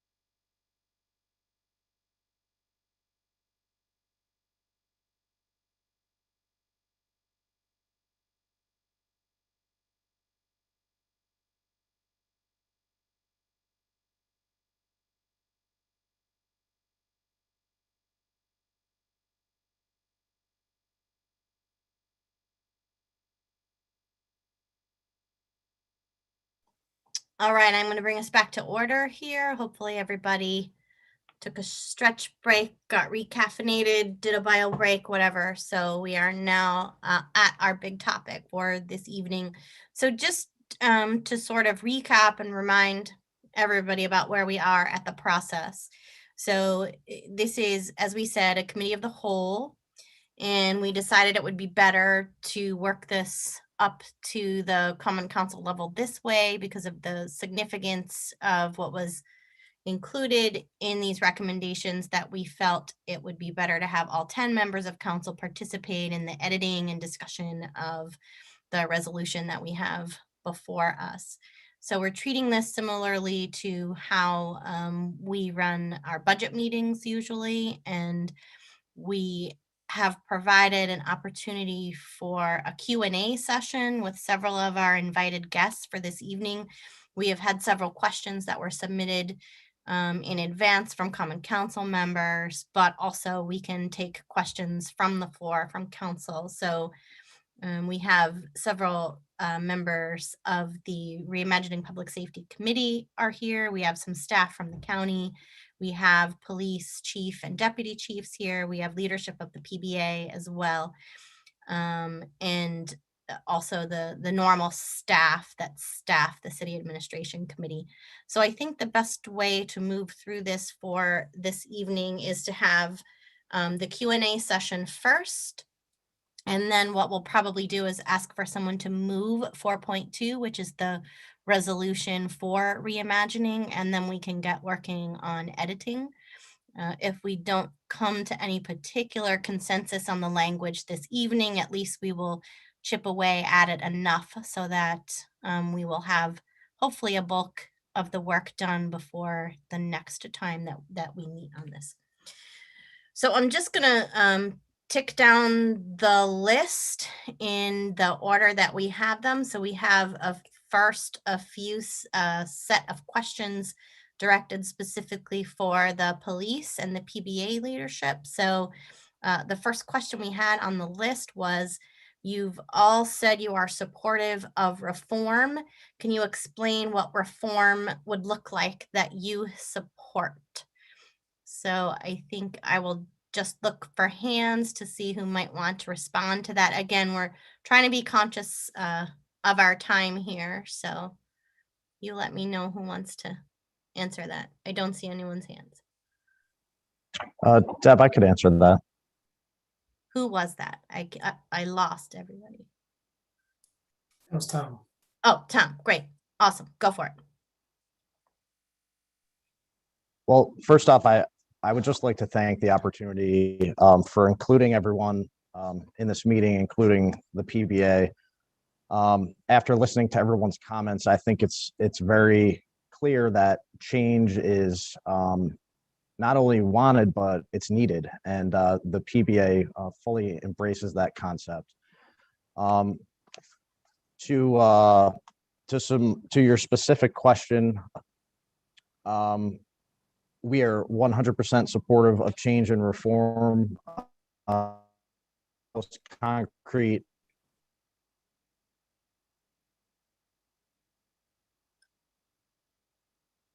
Tom, we are losing you. I don't know if your internet has gone out or if you can hear us. Deb, Tom is having an internet issue at the moment. I see that. Hey, one bit of advice for folks who might be on the internet plugged in, but also have Wi-Fi. If you're plugged in, make sure you turn off your Wi-Fi. Sometimes that can kind of mess up your internet connection. Does anyone else want to pick up? See if we can get Tom back. Tom's going to switch to Justin's computer. Okay. Sorry about that. All right. We were all having Wi-Fi problems this evening.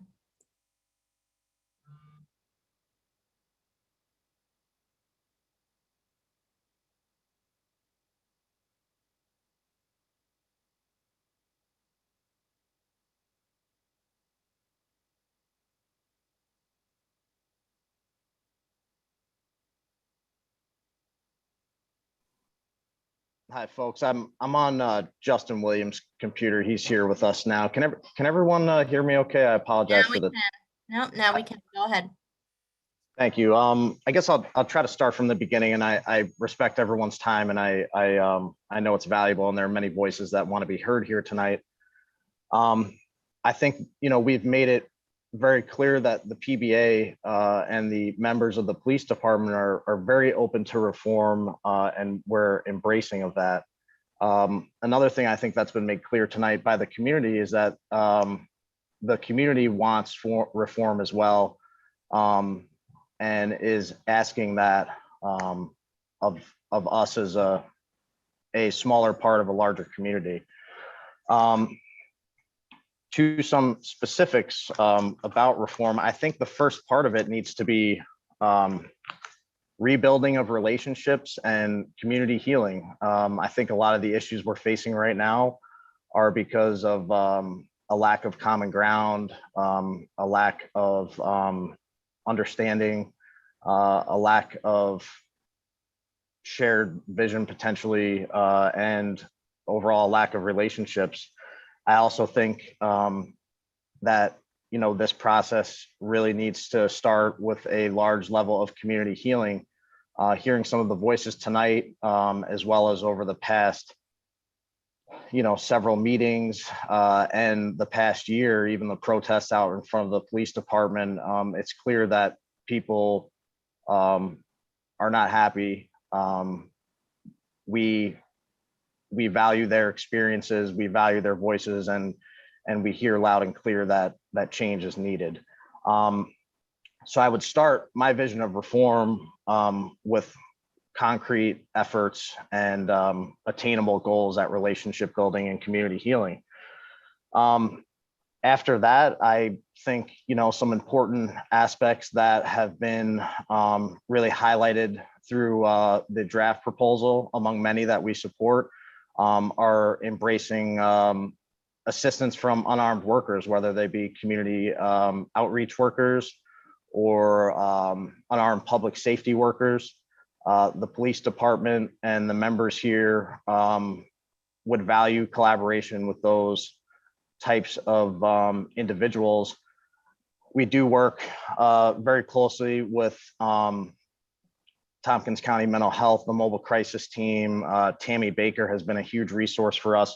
So we do see a vision of incorporating those types of skill sets into an unarmed community outreach worker. And I believe part of that was actually highlighted in the draft proposal that everyone was presented with. The other piece I think that is very important is some of the duties that police officers do respond to initially could be handled by other people. I think we would have to be very careful and study the different call types and dispatching procedures to make sure that not only the community members who are calling for help are safe, but also that the unarmed workers and the police officers that would, assist in those situations if need be are also safe to the best level they can. We currently have a branch of city government, including, or I guess I should say, named community service officers who do parking enforcement and assist with, basic traffic functions.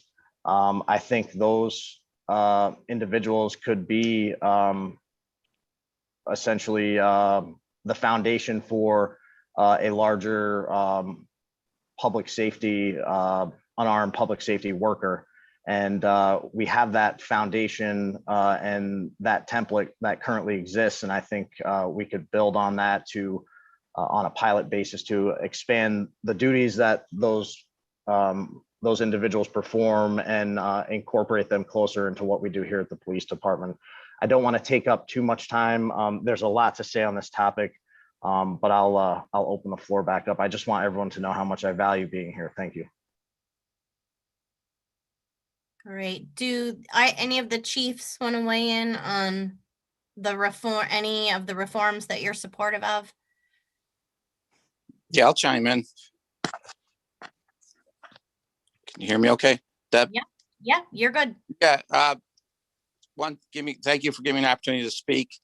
I know last week I sent council a letter. It was a very lengthy letter, basically going over some of my personal experiences over the years. And I watched the department evolve over the years, where we had mostly police officers doing all types of work, clerical work, desk work, and that evolved over the years. And then back in the 1990s, we had community service officers that was started by Chief McCown. And where I see things, would like to see things progress, is that we just expand upon what we currently have, not replace the department, but there's definitely a need for mental health, preferably on staff here at the PD.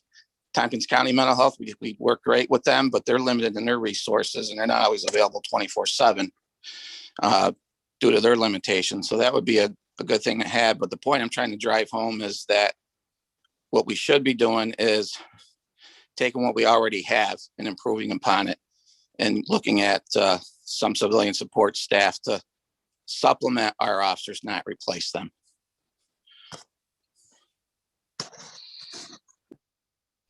Yeah, Deb, I'll jump in too. Yeah, the idea about having, the appropriate people to be able to respond to the mental health calls, we've all said from the beginning, is huge.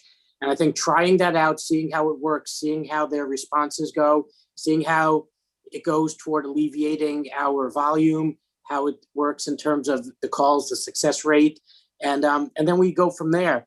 I just think that, again, as I said from the beginning, taking a graduated approach like that you can measure, evaluate, adjust as needed, that's a way that you can then make determinations that can have the highest chance of success.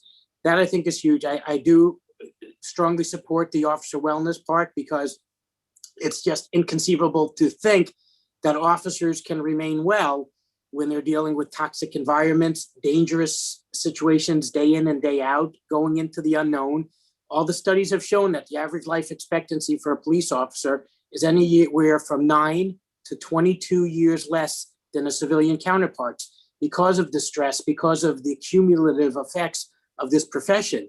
And that's something that it's impossible to truly appreciate the gravity of outside of this. And I think, that's the things that to be able to focus on wellness, so that the officers who take care of the community are well themselves. And then again, that will lead toward, quality control and better interactions and just a better product. So I do support that.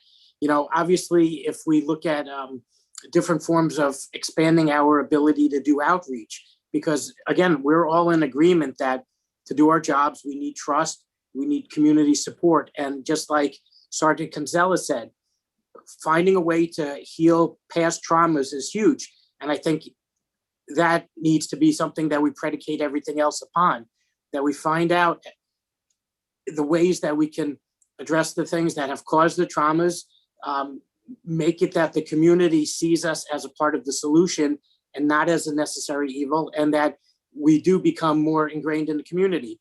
And again, that's really a foundational part of what we need to do. So a big supporter of that. And again, I just really believe that this is the type of department that has been regarded extremely well throughout New York State and well beyond, because of the way Ithaca Police trains for a long time, because of the standards we have and because of the expectations. And if anything, I think this last year of dealing with so much crisis for which there was no playbook, and how the officers dealt with a global pandemic, protracted civil unrest, the surge in violent crimes, and the many crises, and continued to respond in the way that they did, I think just really emphasizes the type of department. So again, I just go back to what I said. This is a department that we find ways to bring on things to help alleviate the things we shouldn't be doing, see what works, and then we make adjustments as we go. So thank you. Great. I think what I will do is, to make sure we're equalizing our voices here, I will kind of move through the questions in alternating fashion. So we had a question for the members of the RPS committee, the Community Outreach Working Group, and I know several of them are here this evening as well. So one question for them was, what is the distinction between the data gathered from focus groups and the data gathered from general community feedback? And why was one given more weight in the evaluation process? And I will just ask whoever wants to take that, just let me know. I can speak to that. Thanks, Lisa. So the reason we made a distinction between what we called input, which was gathered through the community voices and the different town halls, but also some questionnaires that were sent out. And we made the distinction between that input and the data that we gathered through the focus groups and interviews is because the data that we gathered through the focus groups and interviews were systematically, scientifically gathered, meaning that they had methodological, logics to them, and they met a standard that would allow us to say something about the data. The input doesn't meet those standards, and it's not that holding those forums and getting people's responses to what they thought about the reimagining public safety is a bad thing to do. It's just they don't meet the same standards of methodological validity. And so the other reason we distinguish and the reason that we did the focus groups and the interviews was because Executive 203 asked specifically for us to think about the racial disparities in policing and for really hearing the voices of minoritized groups who overall do not participate in open calls for anything, for research, for elections, for being on committees, like any of that, right? And so just in general, when you take an equal approach, meaning you just put a call out, you're going to miss folks who are most minoritized in any society. And so then we developed a methodology and a recruitment strategy to essentially convince people to participate, because as we say in one of our findings, that people did not trust the process. Minoritized people, people of color, houseless people, members of the LGBTQ community were not inclined to participate. We really had to recruit them to do so. And so, those folks were asked the same questions. They had trained facilitators. The law enforcement groups that were a part of the, not the targeted groups, but the law enforcement groups, those were facilitated by members of CPE. And so they just met different standards. And so we wanted to make a distinction because Executive 203 really meant that, even though it doesn't say it in there, it really means methodologically that you have to oversample the populations that you would normally not hear from. And I think actually the input that we have gotten, the response that we've gotten from the draft echoes that process. The other thing about the input is that there's really no, I'm going to say quality control, in that people could respond several times. And because we have very limited information, if any information, about most of those individuals, you wouldn't know if someone was responding once or several times. And we were able to identify some individuals who did do that. And I would say the same thing about the input that's coming in response to the draft, is that some folks are taking advantage, and I don't mean that in a malicious way, of the forums to get their voices heard, but minoritized communities are disproportionately unlikely to take advantage of those same forums. Great, thank you. Sean, did you want to weigh in at all, or you're good? I would just like to reiterate the point that, we had 6 public community forums, and there are a number of people who spoke at all 6. Same people also sent emails, also sent multiple voicemails. And so we were hearing from the same folks multiple different occasions. And so, as Dr. Gonzalez said, there was no quality control. And I know when people hear this idea or the word oversampling, as researchers, for us, what it historically has meant is we've gone from 0 participation to some participation. So in fact, it actually isn't an oversampling. It's a much more representative sample than we would typically have. There's a number of folks in the community who would never participate. Folks who are experiencing housing insecurity, for the most part, would never be included in a study like this. But by doing some of the outreach that was done, their voices get included. And so I know that sometimes the language may push people in a particular direction, but that's the key idea about trying to do key outreach to the most vulnerable communities that we have in our community.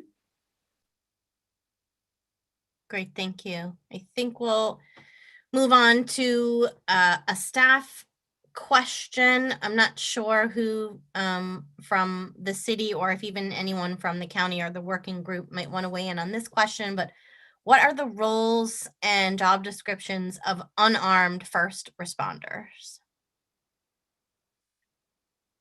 And I'm not sure who wants to take that one. Shelley, I see you unmuting.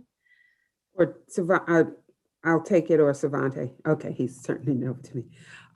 So the roles and responsibilities, I mean, a lot of that is still to be defined definitively, but when we talked about, you know, some of the things, and these are things that came from the police department that were not necessarily police work. For example, directing traffic when there's an accident, responding to disputes that are between neighbors, you know, just to give an example. But the role of the community solutions officers would be when it does not involve sort of violence or where it's clear that there is a threat and it's safe for them to be involved, you know, they would, you know, be involved or be called upon versus calling the police. And in other communities, my understanding is that there is specific training for 911 dispatchers so that they would be able to sort of discern between when they should be calling the police in or when they should be looking to call other resources into play. Great, thanks. Devante.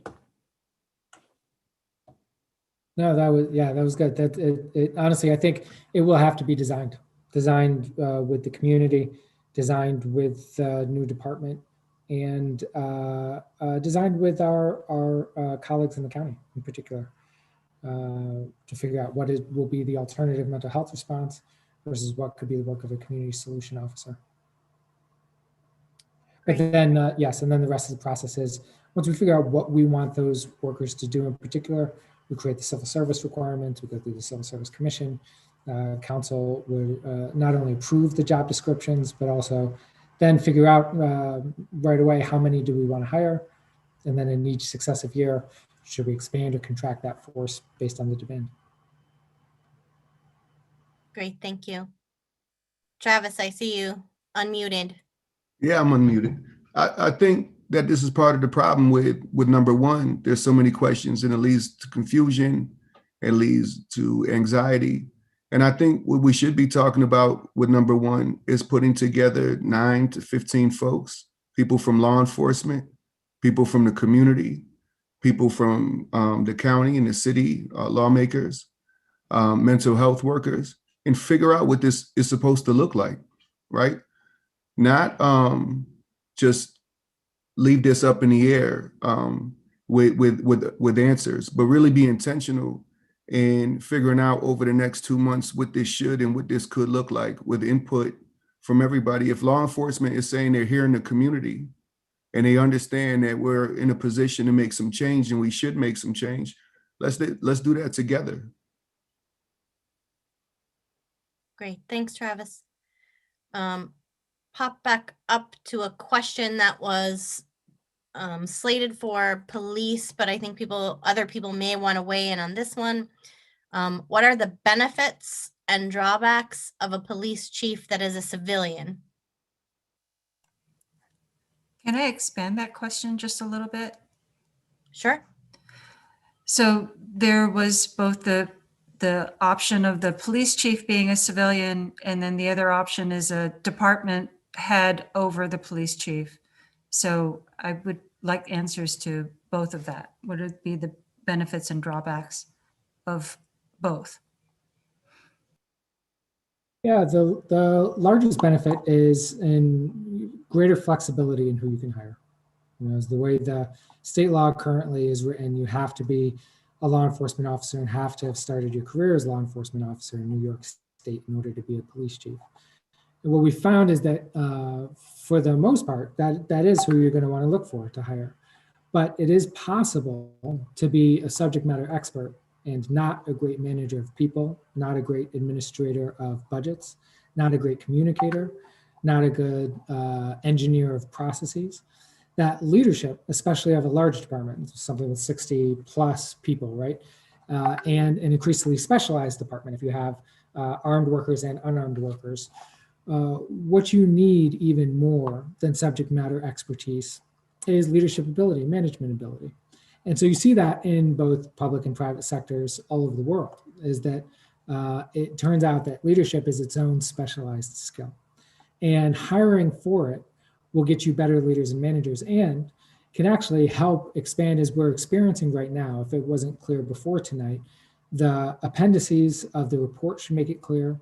Living consciously in Ithaca for the last year, being aware as an American for the last 10 years, and being a Black American for your entire life, make clear there is a huge divide between the police department, the police culture, and vulnerable communities.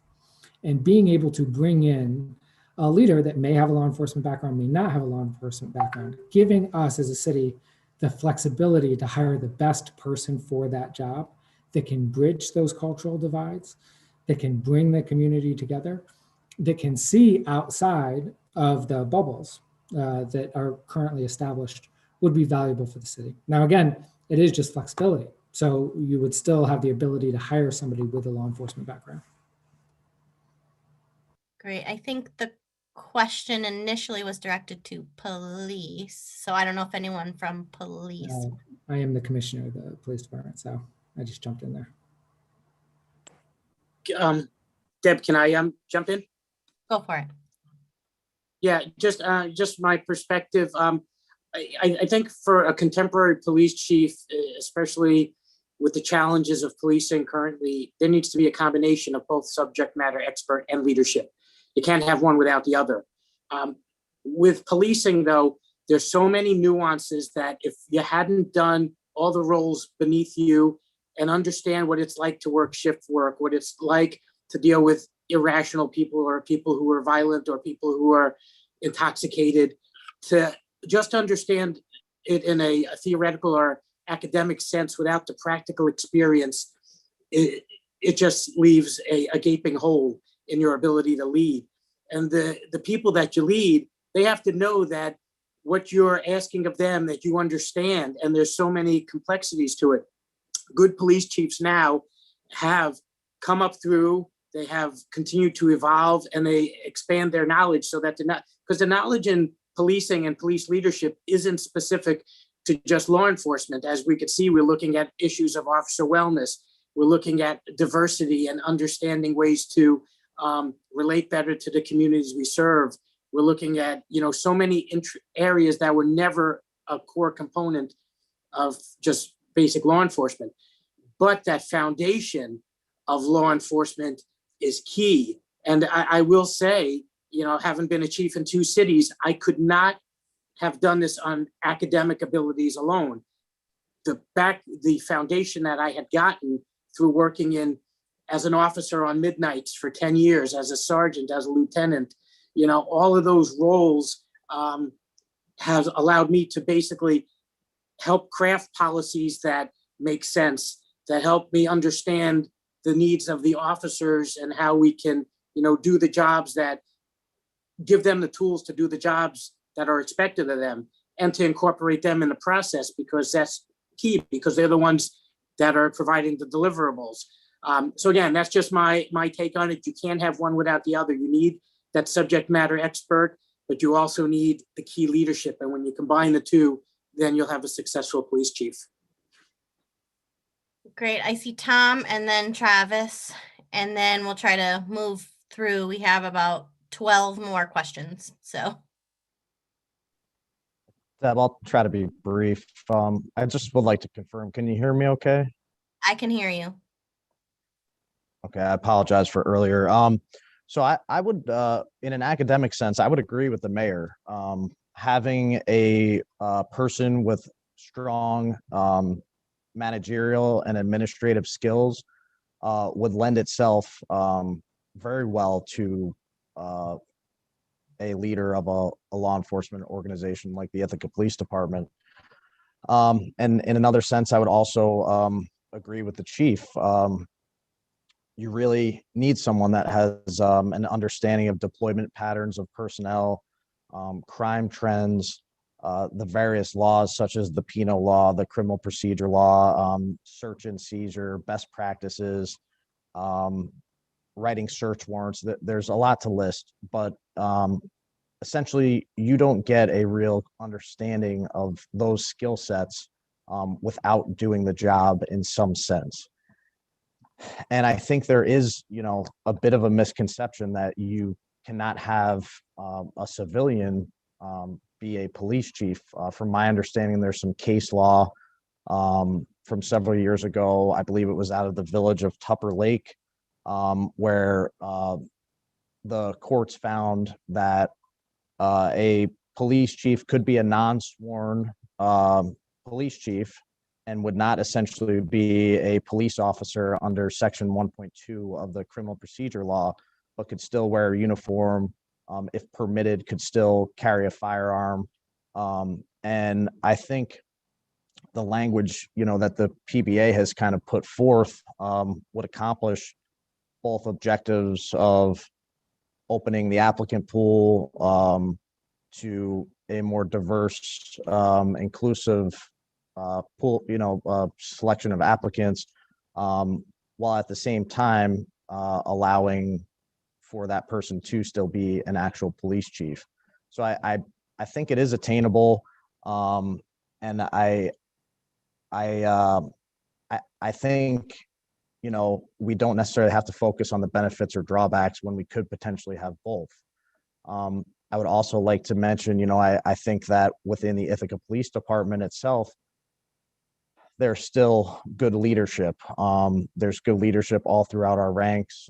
There are phenomenal officers here, and giving those officers an aspiration to rise up and be a leader and change the department and better relations with the community is important as well. So, I think expanding language to allow for a civilian to be recruited and to become a police chief, which I believe is legally possible in New York State, would be equally as important as still offering those opportunities to our candidates within. So those are my points to that question. I know Mr. Brooks wants to speak, so I'll close it up. Thank you. Great. I have Travis, and then I also saw Scott and Shelley, and then we'll try to move to the next question. I don't know why you can't have both. I heard what the mayor said and what Dennis said and Thomas said. I don't know why you can't have a police chief, right, that understands the institution of policing, has been there, done that, understands the nuances, and have a superintendent of public safety whose number one priority is to ensure that the mission of the city, the needs of the community are met. When we talk about budgeting and expectations and culture, that's their responsibility to make sure that's met. You could have the best police officer in the world. It doesn't make them an expert in the community, just like you could have a community person, doesn't make them an expert in policing. If we say you can't have that type of person supervise that department, my question is why not? The county administrator is not an expert in the Department of Social Services, is not an expert in mental health, and is not an expert in health services, but is an expert in administering the needs of the county, making sure all those departments meet the mission of the county, making sure that we have equity and inclusion, diversity, making sure there's accountability for budgets. So I don't understand why you can't have a superintendent of public safety and a police chief, and then whoever is in charge of the mental health side of what we're talking about I'm not sure why you can't accommodate that. Great, Scott, and then Shelley. I agree with a lot of what has been said, so I'm not going to take up too much time. I think a lot of what Travis said made a lot of sense. I think that policing is a profession that is, simply put, a combination of art and science. And at different levels of leadership, you have varying degrees of success. And having evolved in that process has a tremendous amount of value as it relates to understanding that field and the trajectory in regards to how to continue to improve it and to best serve the community, and being a part of the community is a central part of that. I think that there does need to be a civilian that is overseeing the police department, and that in our jurisdiction is intended to be the mayor. It's the person that is elected by the people to hold the police department accountable to what is expected of them and the service that they provide. I think that when the mayor is making decisions as it relates to the police department, he should have confidence in the presentation or the evaluation or the foundation of many of the decisions that may have been involved in any specific incident or getting to that point or where it is that you care to go. And I think that there's also an effect on the agency itself as it relates to the personnel that you really want to have confidence in your leadership. And that is a combination of both management and leadership styles. I think that it is not something where you could take like a profit-driven model where you can kind of insert different people with different skill sets and have them be successful as it relates to how best to incorporate the many considerations that you have and the vast amount of laws and liabilities and responsibilities that you have in the field of police work. So I do think that there needs to be a civilian, and I think that should really, in our case, be the elected official. The county has a different system as it relates to how their legislative body is set up and having a county executive. I also think that the people that you put in positions of leadership matters, and that has a drastic effect on how functional and effective the department is. And I think that we've had some unique opportunities in our department through what I think has been some fairly successful recruiting of our people to have, had people in leadership positions, and some I think we've missed the boat on, and some I think we haven't. But I think that, having a leader in place of an agency and having that leader embrace what will make them successful and having a foundation of knowledge goes a long way towards not being influenced in the wrong way as you're trying to, create, or close the gap of a huge learning curve that would be someone that is not familiar with law enforcement. Those are some of my thoughts that I have on that topic. Great, thank you. Shelley, and then we'll close out this question with Shelley. Yeah, just real quickly. In terms of the recruiting aspect of this, the model that has the director of public safety actually opens up our pool. It doesn't limit us to New York State. And it doesn't mean that we would not find someone with policing experience as well as this type of leadership. We're looking for a specific type of leadership for someone who can come in and affect cultural change. And so what this does is it allows us to go, I guess, technically it could be globally, but certainly nationally, and doesn't restrict us to New York State. And the one thing I would say about the mayor, and this is not to throw any shade on the mayor, but in order to be mayor, there's no criteria for management skills or even leadership skills. So I'm a little reluctant to rely on elected official to do what we are looking to do in our department. No offense intended. But I will just add that, Scott's point is a good one, but managing the police department is 1/11 of my managerial responsibilities. And the managerial responsibilities are only 1/2 of the full job, which includes legislative and communication responsibilities as well. So having a full-time manager makes more sense to me, given that it's 1/11 of my managerial responsibilities, but generates easily the most HR complaints, grievances, lawsuits, etc.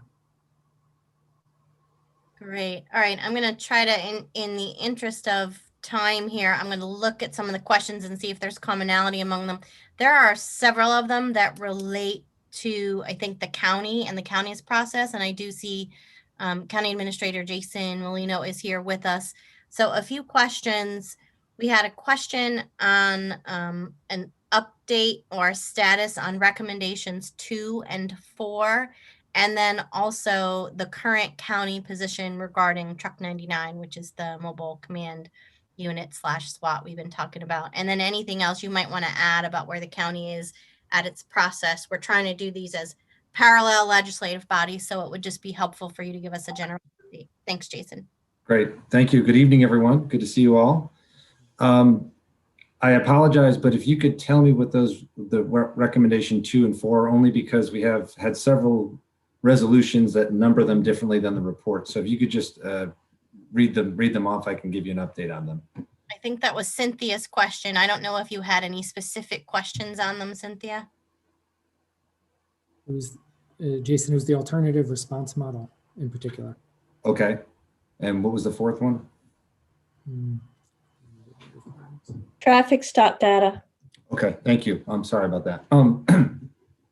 So yesterday, the Public Safety Committee met, and the process we followed is that the Public Safety Committee took up 2 resolutions, both last week and then this week, and they have adopted a resolution. Deb, I forwarded you the adopted one that was just this afternoon, so I apologize if it didn't make it to everyone.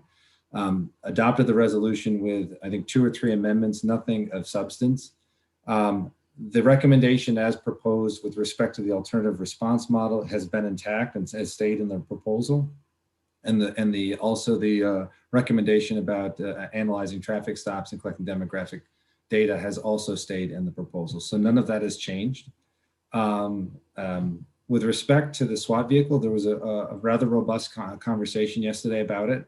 At the end of the day, they adopted the resolution as it is in terms of shifting the asset to the Department of Emergency Response. I will tell you, though, that at least 2 legislators identified last night that when this comes in front of the legislature for consideration next week, they will make a proposal to eliminate that recommendation and not address the transfer of the asset if they were successful with that amendment. So it would really just be striking that recommendation.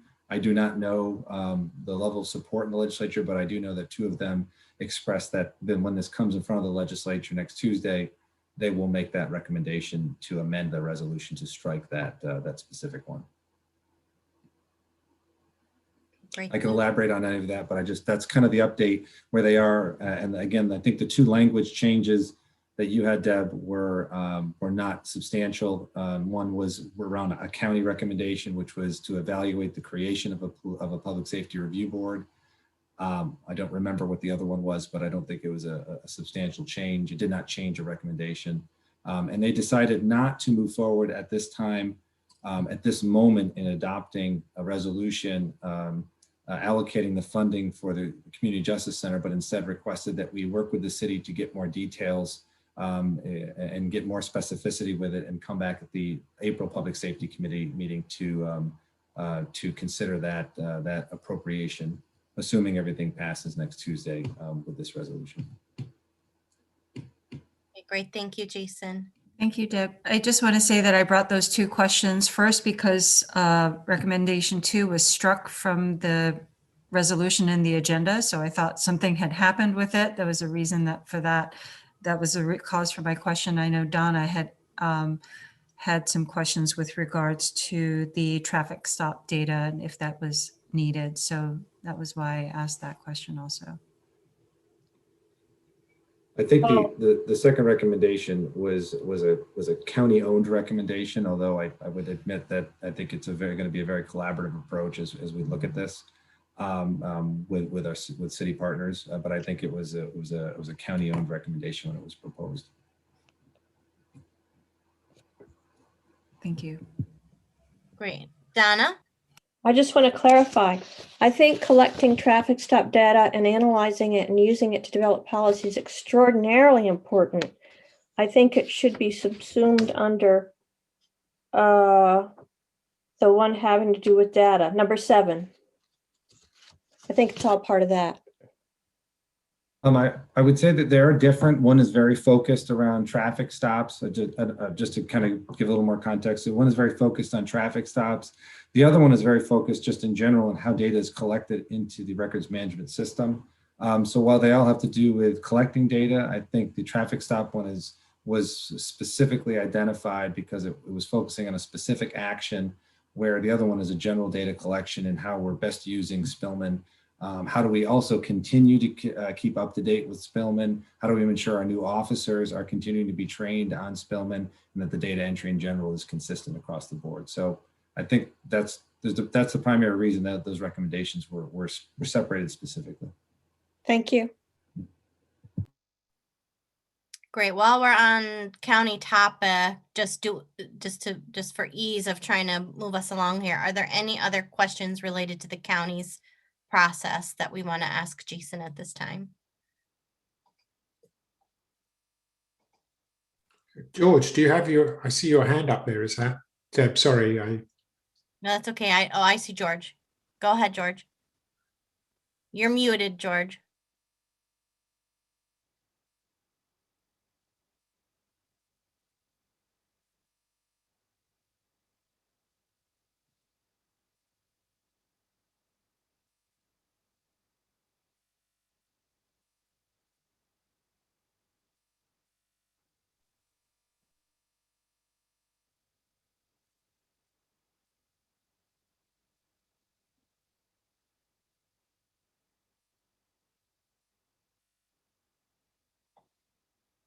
Let me see if I can unmute you, George.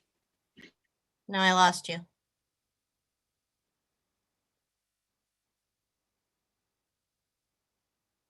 Okay, we'll come back to George. Did George leave? What happened? Yeah, I think he left. It seemed like he was going to. I don't see him. Okay, if he comes back in, we'll reboot Jason there. Any other questions on the county process? Okay, I'm trying to look for some questions that maybe we. Sorry, I had a quick one. Go ahead. So I know here at the city we're kind of passing a resolution with little intent to edit the actual document itself. Is the county taking that tack, and what are we doing with all the input that is being sent to the portal to the county? Right. So I'm sorry. The legislature is adopting resolutions and adopting the recommendations and debating the recommendations. They are not making edits to the individual report. I mean, the report stands as it was proposed, so the language in there isn't being edited. There may be some grammatical changes that our communications folks may change, but there has been no, and I don't anticipate there hasn't been any discussion around editing the actual document itself. If any editing would take place, it would be the recommendations. The recommendations included in the resolution, not yes, yeah. I'm sorry. It's just the only thing they've discussed and edited is the resolution as it was originally proposed, and then they have amended or changed, or made proposed amendments to that resolution. Does it answer your question, Duxon? Yep. And Duxon, I may be able to provide a quick addition to the second question about the feedback through the portal.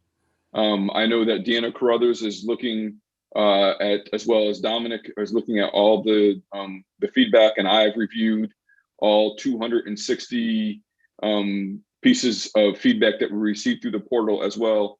And just to give you a quick summary, it is basically verbatim of what we heard this evening, of people, some people in strongly support, some people who are strongly against, And that's basically the exact the summary, with the exception being that there's a class at Cornell that I think had roughly 30 students submit feedback as part of their class. So that's what the feedback looks like so far. Great, thank you. Great, George, thank you. you're back with us. What was your question for Jason?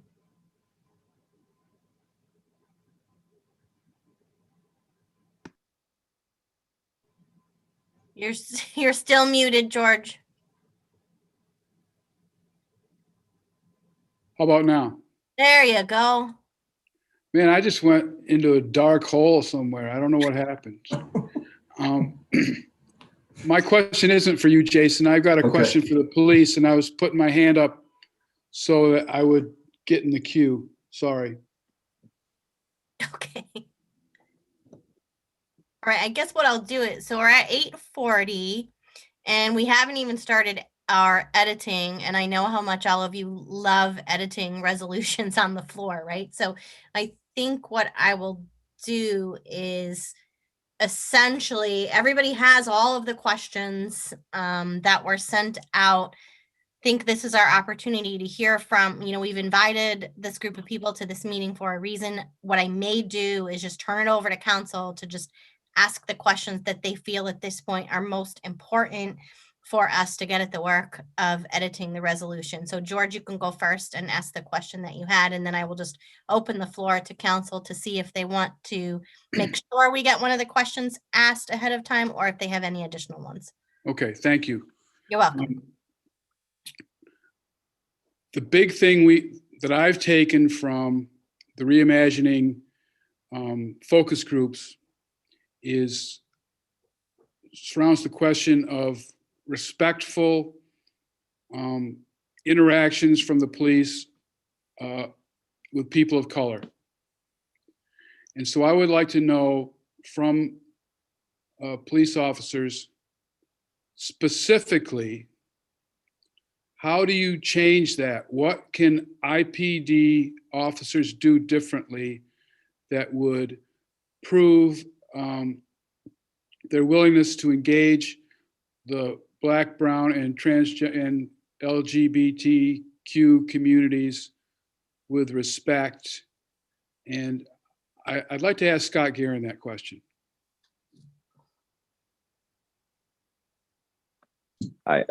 So I think that would start with recruiting. And I think that's getting the right people in the right places. And I think that if you are attracting quality candidates, quality people, promoting them in the right ways and putting them in positions of leadership to guide an agency, then you're going to go a long way towards having the culture of the department where you want it and having a relationship with the community in a better place. And I think that a lot of that has to do with dialogue, being able to have difficult conversations, being accessible, being transparent about what it is that you're doing, why it is that you're doing it, and trying to bridge some of the gaps between what is misunderstood and what people's experiences are. And I think that, there are a lot of things that can be done in terms of resource allocation. Like, I think that this reimagining proposal has a lot of really quality components that this department is willing to and encouraged about embracing.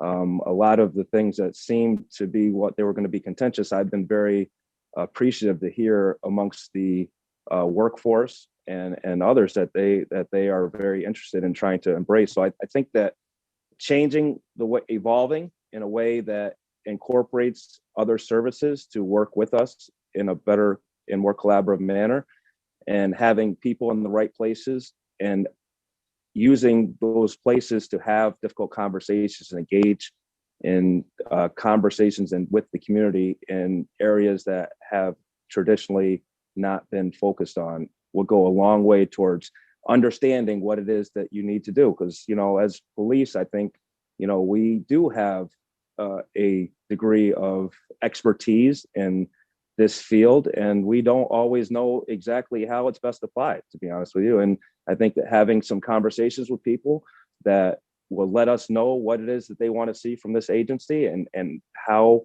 we can be best is, you know, the type of conversation needs to happen. And that will lead to some of the answers that I think would be best to answer your question to a large degree. But I think a lot of it has to do with getting the right people here, supporting the people here, and then being able to embrace, you know, evolving as an agency and individuals here involving in that process as well. I don't want to take up too much time. I hope that answered some of what your questions. If you're looking for something more specific, let me know. Thank you very much. Great. I saw Cynthia's hand. Thank you. I had a question that I think would help before we got into it. What, if any, actions related to the recommendations would result in a charter change or public referendum?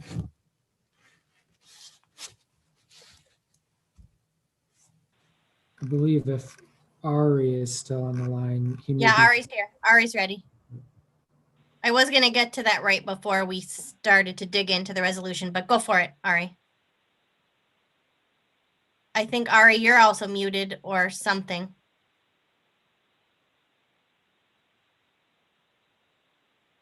Let's see, can you hear me now? Yep, go ahead. Oh, very good. I'm sorry about that. Thank you. Yeah, what I can say is that proposal number one, sort of any fundamental restructuring involved in the department would clearly require extensive editing of the city charter around those issues, and in turn would very, very likely require a referendum. And I think we would need to evaluate other elements of the proposals as they were fleshed out to see, but I'm not confident that other elements of the proposals would require a referendum. And of course, charter changes alone, if there's mere edits to the charter, that requires a local law, but not necessarily a referendum. But if it's a major change, like the changes to the structure of the department, that would very likely require both a local law and a referendum. Can I follow up? So, yeah, if I may. So the way I understand it, a referendum would be triggered if the police chief were no longer a department head. And a charter change would involve if we renamed the department. Are there others? I guess what I want to know is I don't want to accidentally do something and then find that we have triggered a referendum or charter change as a result of the decision that we make next week.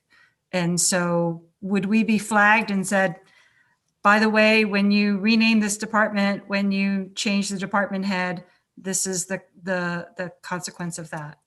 Is there other aspects that we should be paying attention to? Yeah, I don't know. So it's under Municipal Home Rule Law, Section 23 is what, of New York State law is what triggers mandatory referenda. And it goes beyond just renaming a department or changing a department head. So those things would do it. Any substantial restructuring of the police department and its authorities would likely trigger a referendum.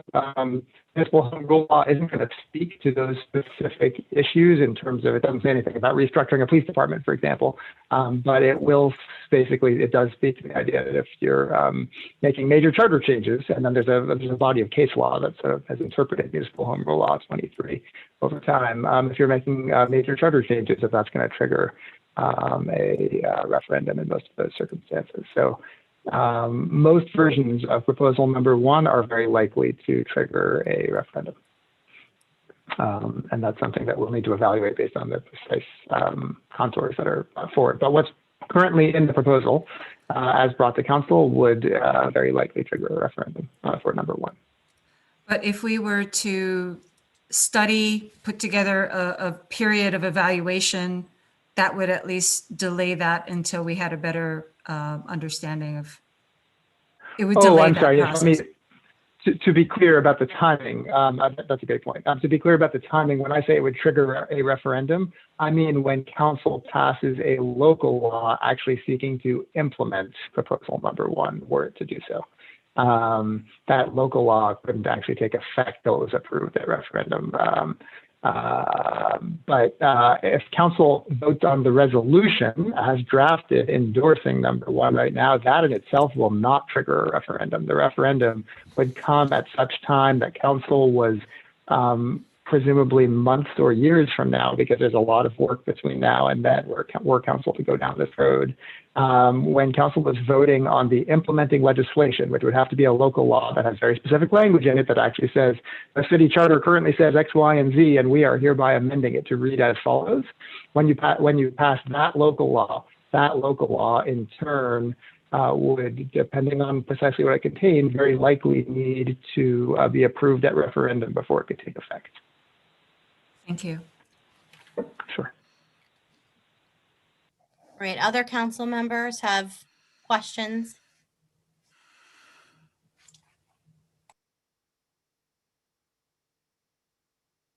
Seth? I'll ask a general question. This is something I sent around earlier today to everyone just with my thoughts. Because, you know, one of the things I've been thinking about, and actually Loretta Tambrelli said this earlier, that, you know, there's been a lot of focus on talking about the police and not as much focus on talking about the law enforcement alternative, say like the community outreach or crisis response that would go along with this reform. And, you know, we have some of those efforts currently, like, you know, if you look, you've got the county mental health, the crisis response team, which I've heard there's some criticism of, you know, even tonight, people have said that, you know, they don't always show up. They have really strict criteria. They're not always good at de-escalating situations. You know, there's Tammy Baker's, the community outreach program. But that program is really limited too. I mean, it's currently only 2 people. It's a small area in downtown. It's 9 to 5, so it's not 24/7. And now we have LEAD, which we've just set up. And, you know, there's still some uncertainty about how that program is going to look. And so I guess the question I have, and this is maybe just for everybody, is when we talk about like a robust crisis response effort that can be paired with law enforcement, like, how do we envision that? Do we envision it as something that's housed in the police department? Do we see it as something that should be housed in a nonprofit or maybe at the county? Like, how would that actually play out? I mean, and just in terms of like thinking of a kind of perfect scenario, if you will. I'm not sure who wants to take that one. I know, I throw it out to anyone who wants it. Sure. I can answer a bit based on, you know, what really informed a lot of the report is that we heard various things, Seth, that there's not one answer to your question. You know, when the question was, well, first, what was clear is that we needed 24/7 alternative response. We heard that from our officers again here tonight, that, okay, sometimes this alternative response is great, but they're not there all the time when we need them. So that was the first thing we heard. But we heard from very vulnerable communities, some extremely vulnerable communities, like the houseless, for example, that they felt more comfortable interacting with an agency that was external, right? External to any law enforcement agency. But we also heard from a lot of populations, and we heard from some of those speakers again tonight, and this is again triggered throughout the data, they would like to speak to an agency that does work in close collaboration with armed officers, but not have to engage with an armed officer for something routine like reporting stolen property. So those things informed what is not going to be one alternative response, but several alternative responses, right? The county is exploring the alternative mental health response that will come from an external agency to law enforcement. And the proposed new department would have unarmed community solution workers that could do another portion of alternative response. All of those, I should say, too, and we heard this back from both the crisis workers, the outreach workers, the mental health workers, they will want to have established close working relationships with law enforcement, no matter what, for the instances when they need backup. So complex situation on the ground. So it's a complex answer, and no one single solution or program will solve it, which is why we see many in this report. Great. I saw Richard and then Justin and then Scott and then Tom. I also see Graham. Graham, are you weighing in or do you have a new question thread? Now, this is on this topic, I think, of what Seth had asked about. What do you see as a kind of ideal, not an ideal solution, but some kind of solution? So, Okay, so I will go with Richard, Justin, Scott, Tom, and then Graham. If you need a follow up, you can go after that group. thanks. All right, Richard, go I ahead. think, all right, thank you. Thank you. I think this is a area for speculation, right? What I envision personally is my own personal opinion. I discussed this with some people. It's in agreement with what the mayor said. It has to be external, and it has to be a place that's 24 hours, 24/7 open, and professionally trained. And while they're not responding to crisis situations, they should be out in the community building relationships. At the center of this whole thing is to have a person who knows the community, who knows the actors, who knows their histories of trauma or involvement with police, who could talk to them, who could call them by first name as soon as they walk up to them. We want this to be, we envision something that is really in the community, is part of the community. People recognize it. So while they're not responding to crisis, they should be out there talking to people and getting to know people and visiting people and helping, keep building relationships. That's what's at the center of this, rebuilding the relationship that we have with our community. And these are crisis outreach workers. I know you mentioned Tammy Baker several times, but her space is limited to an area, a geographic area. And Tompkins County is a big area, and it has a lot of actors, but the actors that are caught involved are generally the same people. If we look at it, we know who are the people that are being recycled through the system, who have problems finding housing, who has problem accessing service, who keep falling out and keep having these encounters, and we find them intoxicated sometimes. I myself work for OAR and URO, and I'm constantly at the homeless encampment, and I can't tell you the number of times I've worked with IPD to de-escalate a situation, to talk a person down, and the IPD has been very responsive and let this happen. And it has happened because we have built these relationships with the community. So it has to be external, and it has to be about relationships first and foremost. I mean, the person has to be trained. It has to know how to de-escalate, but they have to build relationships. Great. Before I move on to Justin, Richard, there was a question about your we know you are part of the working group, but what do you do? Where do you work? What is your title? What organization are you with? Oh, sorry. No problem. I have several titles. I'm with URO, where I collect data, and I'm the coordinator for their reentering housing task force.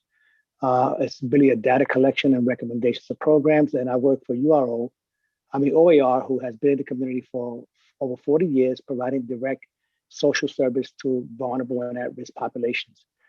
These two organizations have hired me to create a really unique position where I'm out in the encampments and West Village, everywhere, just providing services and provision.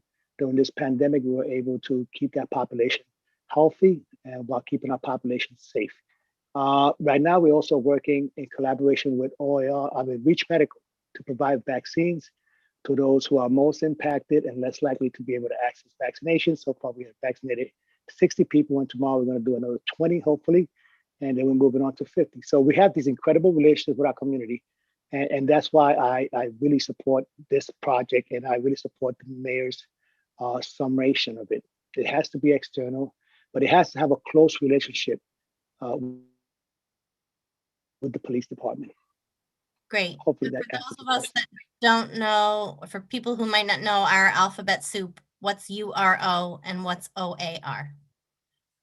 URO is our Ultimate Reentry Program, which works under the auspices of Cornell Cooperative Extension, and the executive director is Tali Mugabe. And OAR is Opportunities, Alternatives, and Resource of Tompkins County, which is headed by Deb Dietrich, who has been an incredible activist and legislator in this community. So two great bosses that are mentoring me and helping do incredible things. I mean, we just sit down and have a whole discussion about it. Great, thanks. Justin, and then Scott, and then Tom. Good evening. Those of you that don't know me, I'm Justin Williams. I'm with the Ithaca Police Department. And I agree with Richard. I think it's very important for the collaboration of the police department and outreach to work together. It will help create a rapport within the community. Therefore, when there is a crisis, we gather the information that we need and have the right friendships that we need. It's not just in mental health, but we need to have it in the homelessness in the addicted community as well. So when there isn't a crisis, we're out there, we're networking with those and providing opportunities for other avenues for them to find resources.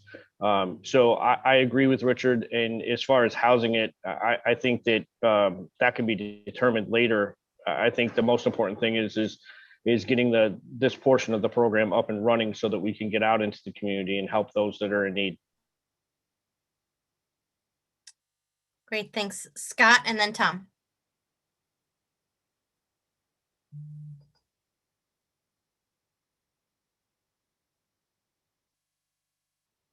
Did we lose Scott? Sorry, you lost me for a second. I thought you said Tom. No, I said a lot of. You're good. Okay, thank you. So a lot of what Richard said in particular and what Justin just said, I agree with. I think that, and here's where I might get myself in trouble. I'm going to try and quote or paraphrase Dr. Eversley Bradwell. And I've heard him say before that your budget is a reflection of your values, I believe. And I think that there is truth in that. And I think that we have some systems in place that can accomplish a lot of what it seems that this reimagining proposal wants to accomplish. And some of these systems, I think, exist and should and could be enhanced, and that there needs to be more collaboration in regards to getting them to work well together. So as it relates to, we have some community service officers right now, and they are purposed with writing parking tickets largely. And if we were to take an entity similar to that or that entity and repurpose them to offer more services to the community in a broader sense, I think that we could go a long way towards having, a responsive division that is not armed, that can help out with the volume that is the police department is tasked with right now. As relates to what Seth said before, I believe that there's a lot of misconception about what exists as it relates to the services of the Tompkins County Mental Health and what they perform. I don't want to misspeak in regards to representing them, but the mobile crisis unit sounds to a lot of people like there are mental health workers that patrol or drive around or are available on an on-call basis 24 hours a day. And they're just not purposed like that. They don't have the staffing for that. They don't have the resources for that. They basically have a cell phone. And, even during business hours, it's very difficult to get them to respond. And after hours, even more so, although they do it at times. And I think that if you were to enhance that system, it would go a long way towards having people more accessible to emergency response to better address needs in a more specialized fashion. So I think that idea, or what most people think that mobile crisis unit does, could be enhanced to provide more of what the expectation is and how it sounds. I also think that the more that you have close working relationships, the better this is going to work. So to the question of whether they would be in the building, I think that first of all, Tammy Baker does a great job. So whatever she's not in our building, and whatever she does just needs to be enhanced. And if we could get more Tammy Bakers, then we'd all be better for it.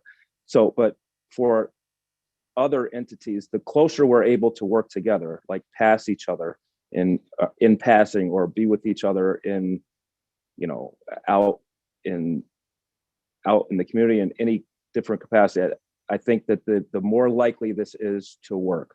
One of the problems that, I've been here long enough to have worked when dispatch was done out of our building, and now it is done in a central location up on the hill. And I think that one of the things that has made dispatching very difficult as relates to our relationship between dispatching and the police department is that we don't see each other anymore. We don't have that same connection where we can bounce ideas off each other or compare notes as to what came in there versus what was put out here, what it is we saw.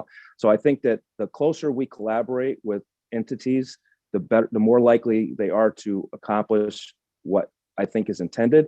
And I think that there are systems in place that can accomplish the vast majority of what is in this reimagining proposal. And we already have some relationships with them. And I do think that they should be enhanced. Great, thank you, Scott. Tom? I thank you. I think Scott said a lot of what I was planning on saying, but you know, just to get back to Mr. Murtaugh's original question, my vision is that, you know, short-term measured practical changes using the foundations that we have within the Ithaca Police Department would be very meaningful right now. I truly believe that after hearing, you know, the voices of many people in the community, there is a want for immediate change.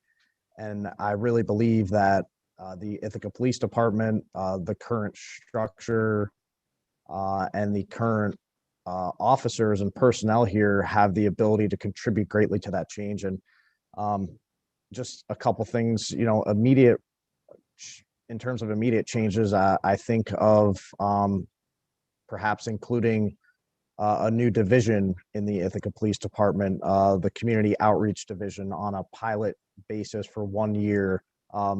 Do something measured, do something slow, with measurable goals that we can see their effectiveness maybe after a period of time, a year or something to that effect.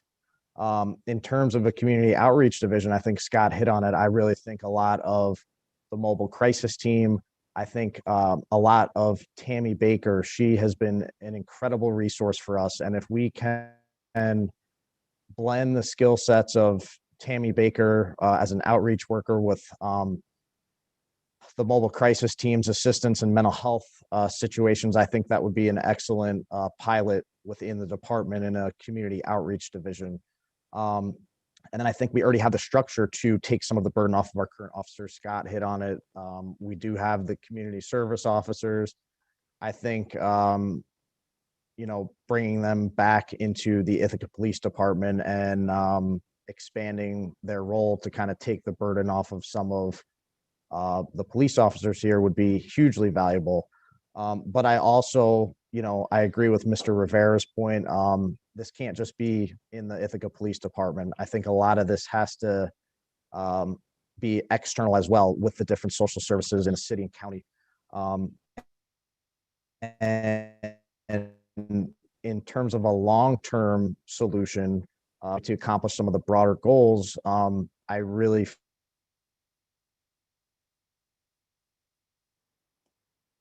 Tom, we lost you again. Your internet is going out. I'm going to pop over to Sean. I think we heard most of what you were saying anyway. Go ahead, Sean. 2 points. One, I want to thank Richard for his incredible outreach and the work that he did. I know we're talking about Tammy Baker, rightfully so, and the amazing work that Tammy does. But Richard's work in organizing focus groups that were in person and also conducting individual interviews was reaching a population, again, that does not normally participate in these sorts of studies. And so, Richard, I just want to acknowledge and thank you for your work that was done.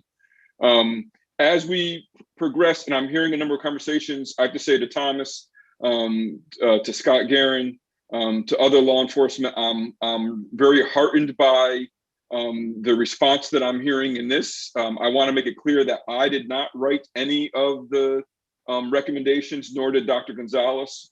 All we did was try to capture some of the voices from people in the community, from the focus groups.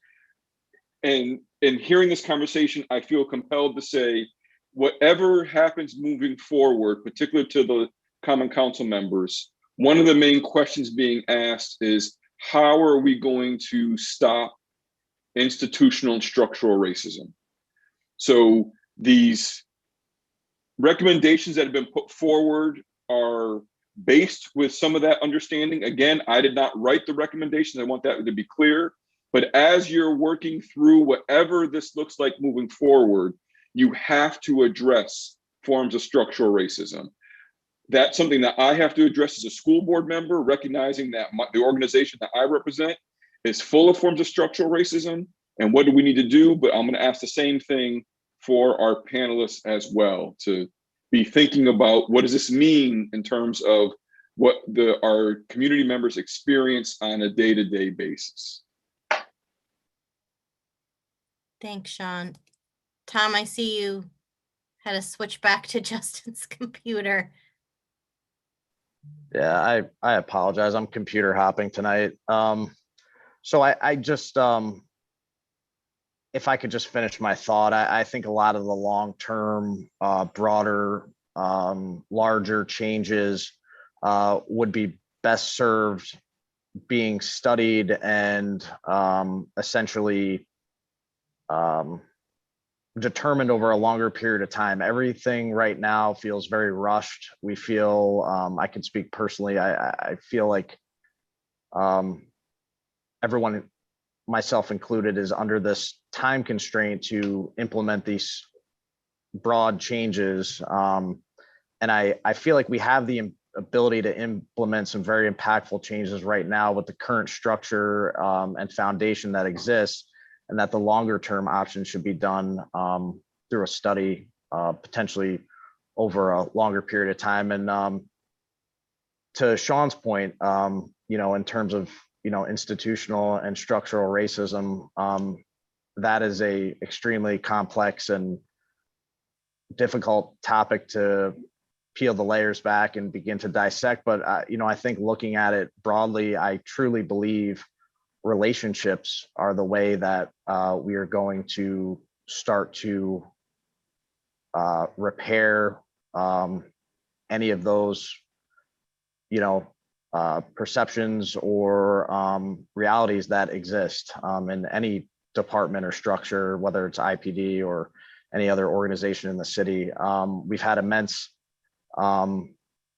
We've made immense progress, I feel, even in the past few weeks, having conversations, talking about difficult subjects, disagreeing, and I really feel like relationship building can serve and pay dividends in that regard. So that's all I have. Thank you. Great. I just want to double check that. Sean, is your hand still up from before, or did you want to add? I thought I would just keep it up for the remainder of the meeting. No, we're all set. My apologies. I'll just keep popping back to you. No, that's fine. I saw Richard, Travis, Shelley, and then Scott. Yeah, I want to touch on something briefly. After we produced the recommendations, I was tasked with going back to the focus groups and asking them, hey, how you feel about this, right? There seems to be a lot of resistance in these meetings with the proposals. To the people I spoke with, who are the people that are most directly impacted, and we must bear in mind that this all started with 8 minutes and 46 seconds, right?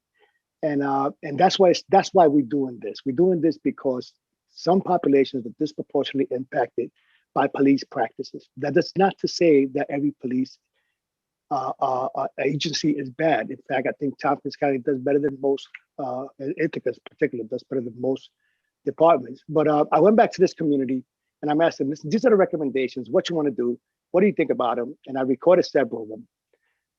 In general, everyone was very hopeful with the recommendations. They really do not want to defund the police. They don't want a union bus. They don't know what the hell that is. They don't care what that is. They don't want to abolish the police. In fact, they feel that police are needed. What they want is to get a proper response, to get treated like human beings. This is their narrative. Now, if a people is disproportionately impacted by policing, their perception is different and their language will be different in the way they describe it. They feel that they are dehumanized at their encounter with police. They see the authoritative way that police approach them to be demeaning, to be insulting. So these are the culture of policing that we produce warriors instead of guardians. These recommendations will produce guardians and get rid of that warrior-like culture. And the people are very hopeful of it. One guy said, well, if they're going to be about the community, they should have the word community in their name. And I thought, which was very insightful. I didn't think about that. Another person said, being Black is a hard job. And somebody pointed out in the meeting earlier, that police lifespan is reduced because of their occupancy. I submit to you that Black people's lifespan is reduced just because they're Black, and it reduces the closer they get to the inner city. And there's a zeitgeist, and this zeitgeist was formed by the 8 minutes and 46 seconds. And we hope we don't lose this opportunity. Go to the skate, go to where the kids are at. Go to the parks, look at the graffiti on the walls. I mean, look at the rallies that are being held every week. Listen to what's going on. And we have a great opportunity here to do something incredible, something magical, something that will produce a police force that will be the envy of the United States. And I hope we can do that. That's it. Thank you, Richard. I have Travis, Shelley, Scott. And then I see Mary. So Richard said much of what I was going to say. And I don't want to try to go after him. He said it so well. But over the last few weeks, I've talked to quite a few people in this community, knocking on doors, and most of them are predominantly white. And I would say well over 200 of them had the same concern.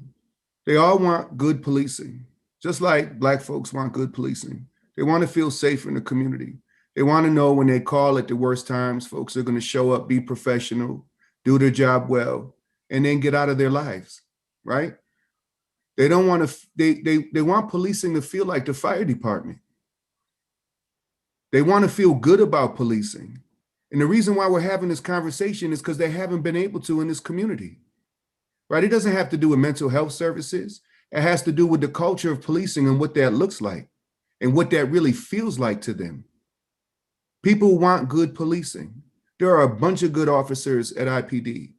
I've had great relationships and continue to make relationships with folks from the PD, working with lead, working on certain things. But people want to feel like officers are part of their community. People want to feel like officers are there for them when they need them. They don't want to feel surveilled. They don't want to feel watched. They don't want to feel disrespected. They want to feel everything Richard just said. The idea that we can just wait, the idea that we can do studies and see what happens is crazy, because this is an opportunity of a lifetime. I've been here for 30 years, and this is the closest we got to fundamental change in law enforcement. Again, I suggest that when we look at what this should look like, is we put people together from the community, from PD, from mental health, from the county, from the city legislature, common council, and we build this out, and we build it out smartly to meet the needs of the community. Thanks, Travis. It has Shelley, then Scott, then Mary, and then Ted. Thank you. So I'm struggling a lot. I have been struggling a lot with this. I know that there are good things happening at IPD. I know that we have really good people at IPD. But when I hear us talk, when I hear things like we need to enhance what we're currently doing, to me, what that says to me is that we're not really doing the self-reflection that we should be doing, because what we're currently doing, the people are saying it's not working. So I'm reluctant to talk about enhancing even good things. If they're good things, but they don't have good results, if the impact is still not, or the impact is when I could sit through, I don't know, at least half a dozen focus groups where I scribed for, and literally had times when I had to fight back tears, listening to the stories that people told of their encounters here in the city of Ithaca with police. I can't ignore that. I can't dismiss what I heard and what I experienced and what I know personally. You talk about this being rushed. It's not rushed for the person who has spent from their early years through their adulthood fearing being stopped by the police or their encounters with the police. This is very real. And I get that we are all good people. It's not about our intentions, it's about the impact.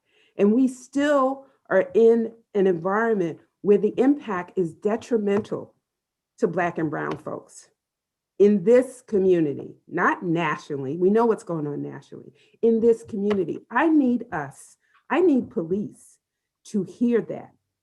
I need you to understand that what exists now, enhancing it is not going to change the impact.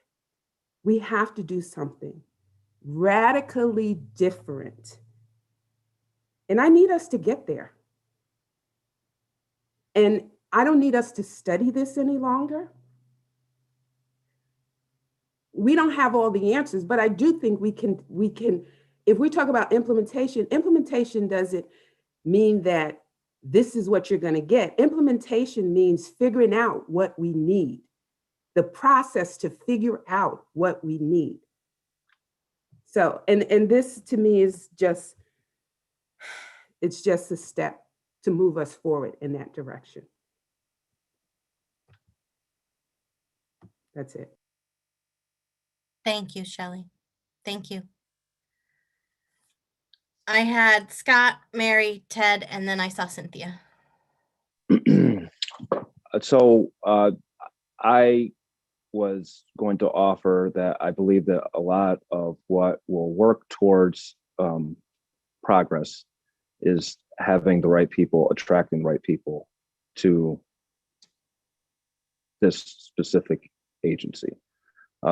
I know that I used the word enhance before, and when I was using the word enhance, I was talking about enhancing other services that would provide us many alternatives to provide solutions to people that are calling us because they have problems or crises going on.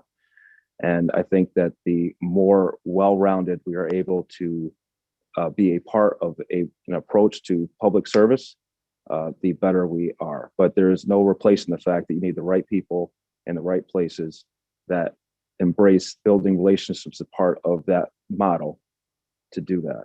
And they need direction that is quality in regards to getting to that place. That I think also has to do with training and education. And, you know, I think a lot of what is that Shelley is alluding to, I think that it is training and education, familiarization with, you know, historical context, with understanding equity, and having that as a framework from which you are looking to provide help and solutions to people that we are called to help. I think that part of that is having those difficult conversations where we are able to acknowledge that there are a lot of circumstances where I wish we had done better, and that we are humans doing a job that is very difficult, and we need to always be striving to do better in those roles and acknowledge that there are mistakes, errors, bad decisions, and worse that have contributed to a lot of the problems that get us to where we are. And we need to start healing and mending that as part of what it is that we do moving forward. I think that to go back to what I think Dr. Eversley Bradwell initiated with that question is I think that we also need to continue incorporating legislative changes. I think that we need a framework and a foundation that is a better reflection of what we are trying to accomplish in public service. And there is a lot of legislation out there that provides conflicting, I would say, priorities, or maybe it doesn't accomplish what it is that we are trying to evolve into in this society. So I think that needs to be a part of this conversation as well. I'll turn it over. I've done plenty talking. I appreciated the comments that were just made by Shelley. Yeah, Mary, Ted, and then I see Cynthia and Stephen. Thank you. I just wanted to acknowledge what Shelley and Travis said, that police reform and change cannot be delayed any longer.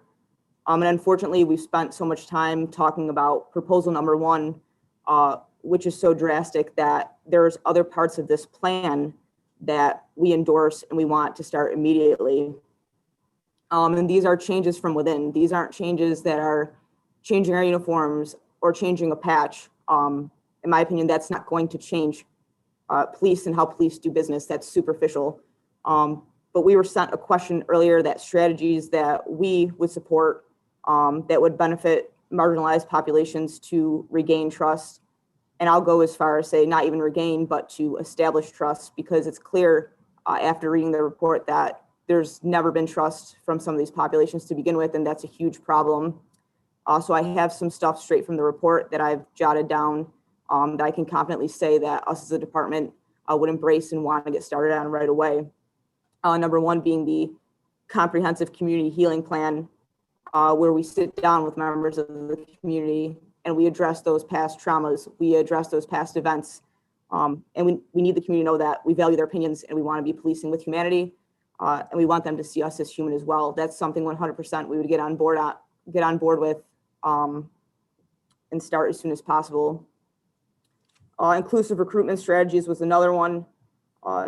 It would be ideal for our department to reflect the demographics of our community. Unfortunately, it does not. So we're failing on that aspect. One of the things that we liked in the report was equity-based hiring practices to make sure minor infractions or limited past drug use does not eliminate a candidate. We really like this. We know that past experiences could create for a very good police officer, someone with compassion, someone with empathy. That's something we're willing to embrace as well. But to touch on what Scott Guerin said earlier, we need to attract a big hiring pool.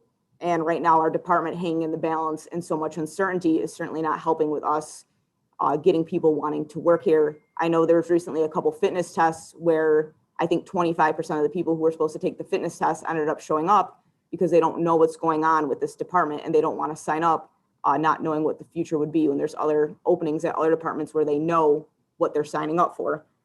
So whatever is passed, implementation is going to need to be swift and speedy if we want to have good recruitment, if we want to attract good people. Full-time staff with community engagement work.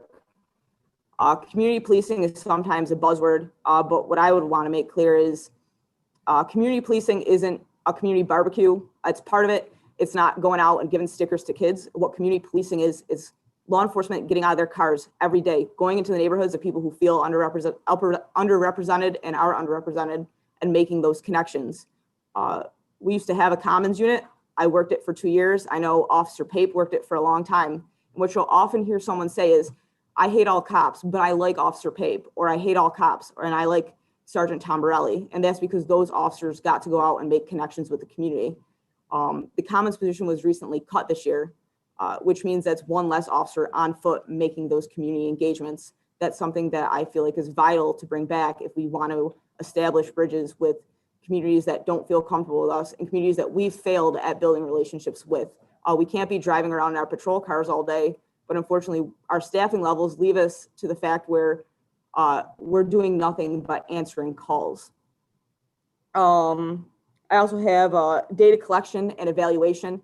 As someone who dates a researcher, I know the importance of this, and it's good for police transparency, and it's something that we need to be doing constantly. So for example, if we identify that an officer has a pattern where they're only pulling over someone from a minority community, we want to be able to jump on that and identify why that officer is doing that. And we need to keep up on the trends and see what's going on. That's another thing we embrace. We're also moving forward with the LEAD program. And then we also are endorsing the expansion of the liaison programs. Currently, we have one, me, I'm the LGBTQ liaison. Unfortunately, this program was started at the beginning of COVID, so my outreach has been limited, but it would be awesome to expand this. I know a lot of departments have, for example, a liaison to the Hispanic community, and we believe that will also help establish some bridges and build some trust.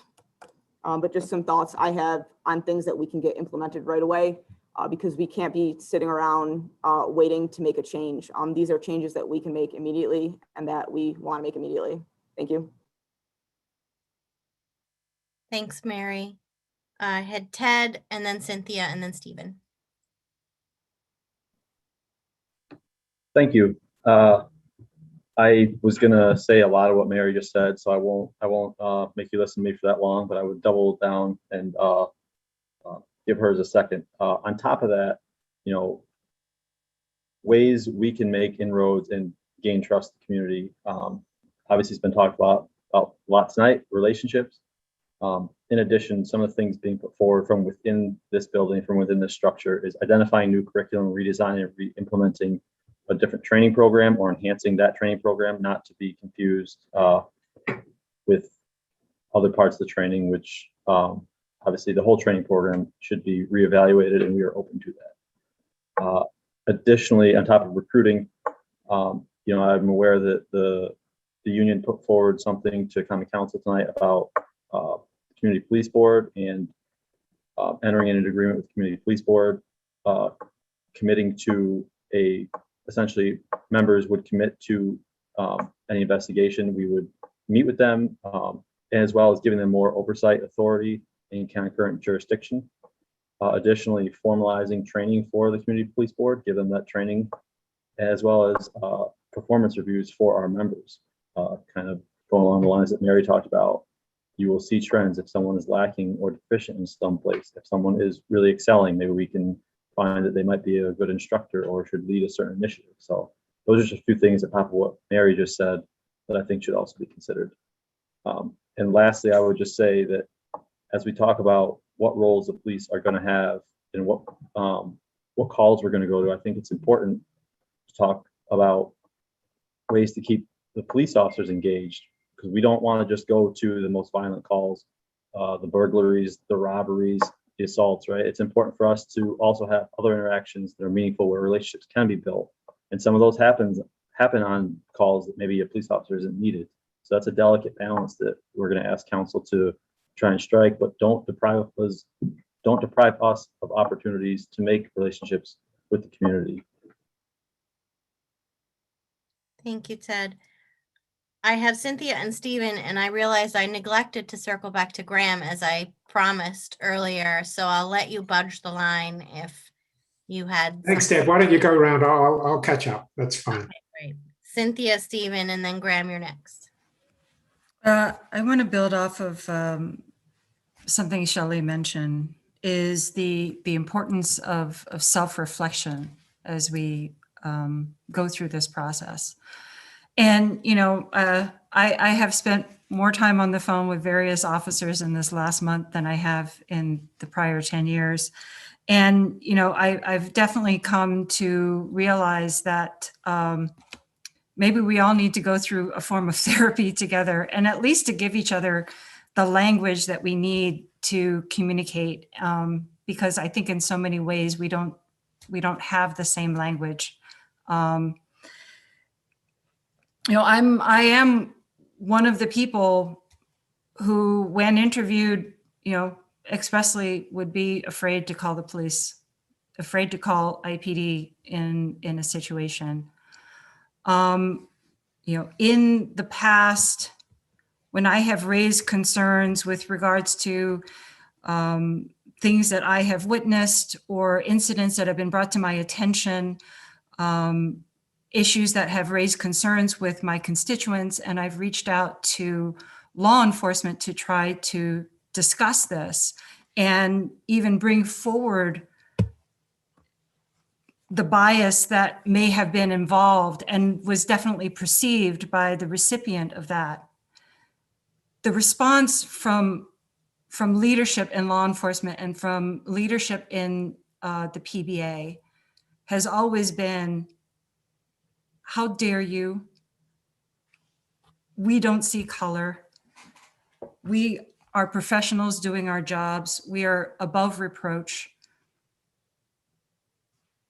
You were not in a position to question what we do. And that culture of policing, I think, is that underlying issue that all of us are trying to address, but we don't have the language or the words to share. How are we going to overcome those cultural barriers? I hear officers talking about relationships, building those relationships. Part of the building those relationships is about having an honest, vulnerable interaction where you are hearing and receiving the feelings and perceptions of other people, and are able to say, I hear you, I recognize this, it's not my intent, let's talk together and find a different way to do this.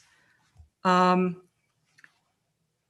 that process of vulnerability, that process of reconciliation is, I hope that's what police officers mean when they say we want to build relationships. That is what it needs to mean. If it's just making connections, if it's just getting to know people, that's not the same.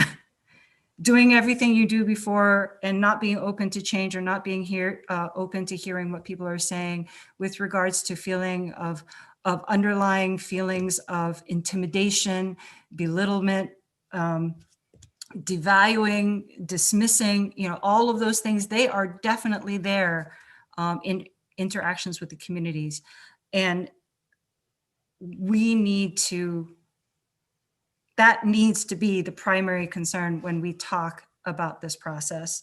But I don't know how we fit this into a report. I don't see anywhere in the 97 pages that addresses that, right? So when we talk about wanting to have change now and wanting to take time to do this right, it's exactly as Mary said. It's more than rebranding the department and changing the paint and having different titles or having a different director. It really needs to be that day-to-day in and out relationship and communication and vulnerability and connectedness that we need to build into this process. I do think it is going to take time. I do think it needs to be well thought out.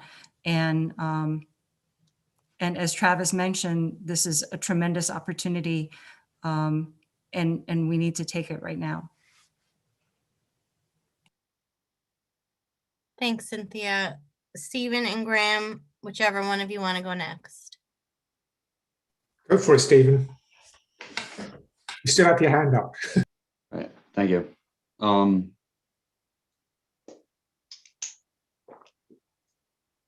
So after the killing of George Floyd, like a lot of organizations, Cornell held several different opportunities for staff to process and talk together, for faculty to talk together, for students, and for people to process this moment and have really frank and open conversations, kind of along the lines simply what it feels like you're seeking here. And during one of the sessions we had at the engineering college, two Black faculty members shared their experience. And one of them said, he said that we were talking about when an incident like this happens as a white person, as an ally, like, what is your role when you see something happen that is so awful? And he said that he always appreciates when his white friends check in on him and ask him how things are going. And that struck me because there are so many times when something happens, when there's an issue that revolves around race, and I find myself retreating, and I find myself not wanting to, like, not having not sure how to proceed, and not sure how to comfort or how to talk with those folks in my life. And so since that summer, I've tried to be more active and more conversant and more and forge stronger connections with those folks. And so during this conversation, I reached out to as many Black and brown folks as I could. I have I've had a number of conversations. I have a number of conversations still scheduled yet to happen. But one of the consistent threads that I've heard is fear that is so deep-seated of police in our community, where we have an excellent police force. But there's something about the structure of the organization, the way it is set up, the history that is so deep that Black folk in our community and across this country are raised to be extra careful around folks in that uniform. And it breeds a fear. And that fear has become so deep that in these conversations, there wasn't just, the folks, they didn't share, they were, there were faculty members, there were pastors, there were community leaders, there were tutors, teachers, activists. When they talked about that fear, it wasn't just a fear of the interactions in the day-to-day. There's a fear that runs so deep that they're afraid of this conversation that we're having right now and the environment that it'll create. They're not, when folks came to our town and burned Black Lives Matter flags, that was what they were afraid of. That they're afraid of the idea of how much uncertainty and fear and anger that this conversation will cause among a certain subset of our population, folks who live outside of our community, some folks who live in our community. They're afraid to have this conversation about how we get better. And we need to have it, but more than that fear, they have hope. We've incidentally, proposal number one especially, this is a great set of recommendations, but proposal number one especially, what we've incidentally done is shown people what we are capable of, a power that we've had all along to reform from the ground up policing in our community. And now that we've shown them that capability, I feel pretty strongly that we have to set that path forward. We have to pursue it. Now that we've shown what we're capable of, we have to see it. We have to seize it. And if we're going to lay our hands on the arc of history here, we need to push it as far towards justice as we can. Recommendations 2 through 19 are absolutely movement in the right direction. But number one, if that gets us any closer, if that bends the arc of history any closer towards justice, we need to push. I feel very strongly that we need to support it. I feel that we owe it to these folks in the community, the folks who have given me permission to bring their voices into this room tonight. And I want to thank everybody who shared and thank everybody on council and thank our IPD officers for the amount of time and introspection that everybody's put into this. With that, Graham. Graham. Oh, thank you, Steve. Let me say, I'll try and keep brief. I know it's late, but to me, this is one of the best conversations, and we've had many conversations over the years. This has been incredible. I wish we could have started this a year ago, but we didn't. And I've really struggled with this in terms of what's the best way to achieve what we've been hearing from the report in terms of a culture change, but also increasing accountability in terms of public safety and IPD. And as several people have said, every organization is going through this struggle now. I mean, I've been at Cornell, we've been going through these kinds of exercises as well and conversations, not as in-depth as this one, I have to say. And to Seth's point about what we see as an end goal, I don't know about how to get there, but I had certainly thought of the benefits to having this broader kind of public safety organization, of which IPD would be an important branch. But there would be other branches, the community service workers. I think Travis mentioned this idea of a superintendent of public safety, which to me, that made a lot of sense to give this organization the opportunity. We've talked about how people are going to work more effectively together. To me, there are many benefits to having those people in the same building, working together, changing the culture, forming these relationships that we all agree are so important to change what it means for public safety in this community, and to get an appreciation and a better understanding of these different roles, when it's appropriate for armed officers to go out, when it's appropriate for unarmed first responders to be there. How that works in practice is going to be very difficult, but I like that concept of having this broader public safety department that involves a number of different branches that really work very closely together. And I think Tom made the point about not specifically pigeonholing these branches so that the IPD is not going out on certain types of calls. I see that as a real way to build a much stronger relationship between the community and public safety. And I'll leave it at that for right now. Great, thank you. I'm gonna put Belisa on the spot. I know that we can see the chat, but the public cannot. So some of what you typed in for some of the answers, I think, are just good to be included so that the public can hear some of the pieces of what you said. So sorry to call you out, but it would be great if you could talk us through what some of your answers were. Oh, that's okay. Y'all always go this late? That's what I want to know, because I could not be I'm falling asleep over here, and not because this is not a riveting conversation. It's actually the most hopeful one I feel like I've been a part of, and I've been a part of a lot of these conversations. So for those who are, God bless you, still watching, I answered 2 questions that had been pre-submitted just in the chat. The first was, do you see themes from the data reflected in the recommendations in the Reimagining Public Safety Report? The shorter answer is yes. The more straightforward ones are of the recommendations where I see the data and input that Sean and I were charged with analyzing are recommendations 1, 2, 3, 4, 5, 6, 9, 10, 11, 13, 15, 16, and 17.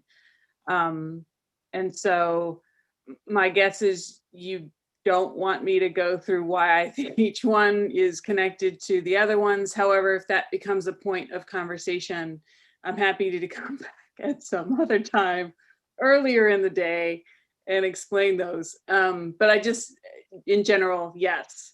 And then the other question that I answered was a pre-submitted question that asked, did the community outreach working group feel that they were included in the process and that their work was reflected in the recommendations? Again, my answer would be yes. And I do think it's important, because I know this has been a point that I believe was made in the Cornell Daily Sun article, that we didn't have input into the recommendations. So I think it's important to point out that the working groups were not charged with making or writing the recommendations. The group that I was, that we were a part of, speaking in the general we, so Travis, Dr. Eversley Bradwell, Shelley Michelle Nunn, and myself, and I'm sorry if I'm forgetting somebody who's on this call. Richard. Oh, Richard, did I not say Richard? Richard, I said you in my head. See, I'm not good at this time. Catch me at like 8 in the morning and you would have been first. The group that we were a part of, the working group that we were part of, was charged with coming up with the methods to create, run, and populate the targeted focus groups. We, and then I just said that we recently convened to discuss how to revisit minoritized communities to collect feedback on the proposal. So that, and that was largely done by Richard. Tammy Baker is also on that committee, Travis, and Dr. Eversley Bradwell.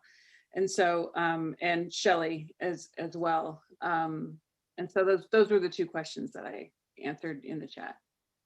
Great, thank you. And just so you know, it is part of our rules of procedure that we have to actually vote ourselves if we go longer than 4 hours in a meeting. So we're about 11 minutes away from having to do that work, right? So I'm going to try to bring us to some Deb, can I interject for one quick process point? I thought you were going to keep your hand up for the whole meeting, so go for it. I'm trying to be respectful. In addition to what Dr. Gonzalez just said, there were additional working groups that folks should take a look at as well, right? So there was, or excuse me, working groups. There was a working group that analyzed the 911 call data as well and gave input there, right?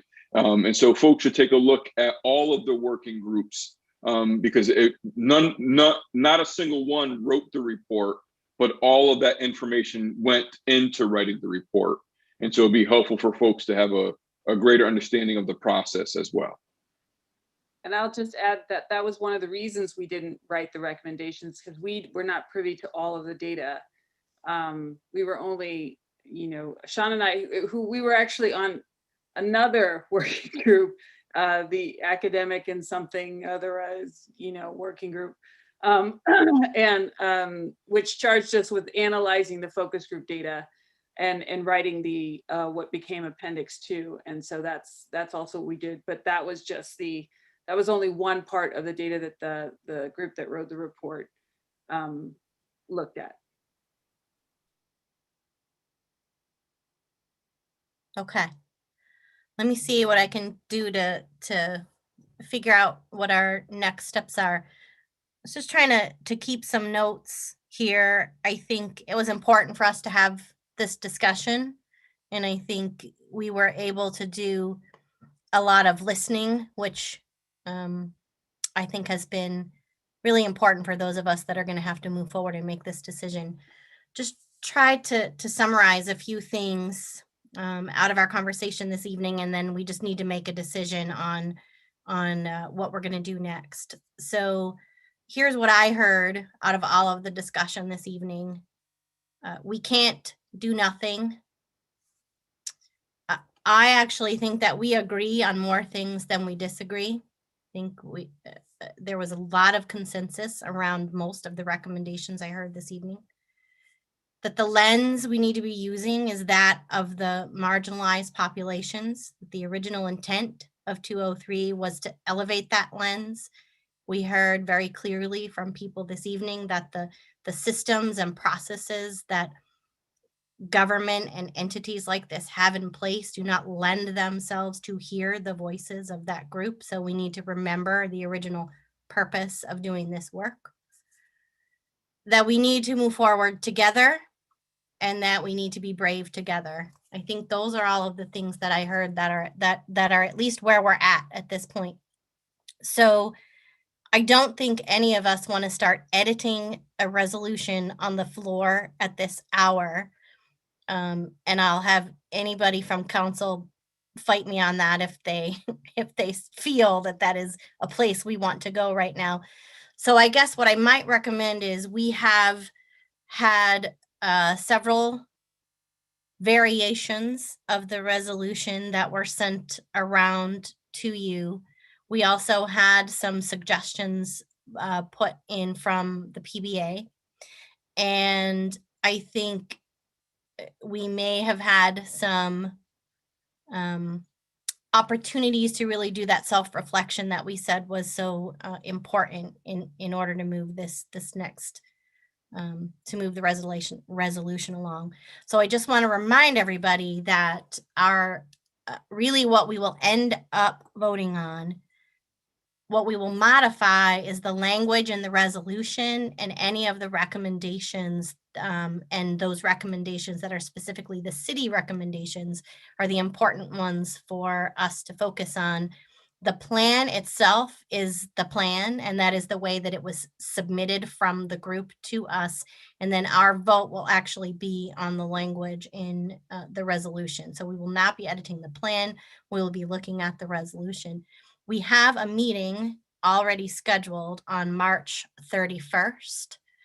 And I think that really needs to be the meeting where we make the final edits to the resolution that we need and then pass all of the final pieces of it. We also had not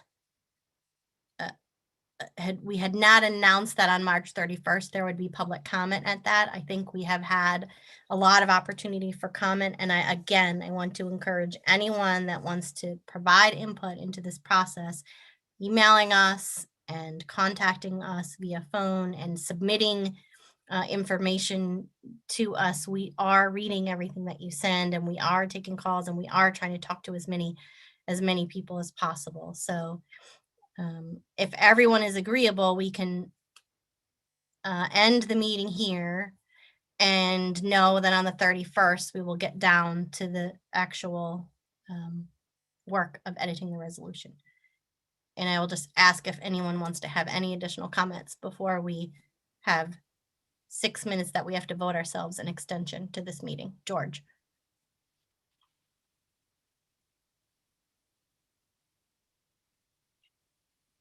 Can you hear me? I can. How about that? So I've got a question and a comment. My question is, are we going to try to edit these resolutions on the floor in 1 week's time? Or are we going to try to come to some kind of agreement through emails? Well, I think in the interest of transparency, we should try to do as much of it in public as possible. What we can do is provide the versions of what people have submitted as part of the agenda for March 31st, so people will have an opportunity to see what those are. But I do feel like we need to be having as much of the conversation in public as we can. As much as we don't like editing on the floor, usually the committees and committees of the whole are where we get down to the language. So we could certainly all come to those meetings with what our preferences are, and we could do something sort of like a straw poll at the beginning where we have a sense of the basic direction that we want to go, and that might make it go a little bit easier. Fair enough. I just, please, we need to give ourselves enough time to do that, because it's going to be a difficult, potentially might be easy. Might take 3 minutes, but I doubt it.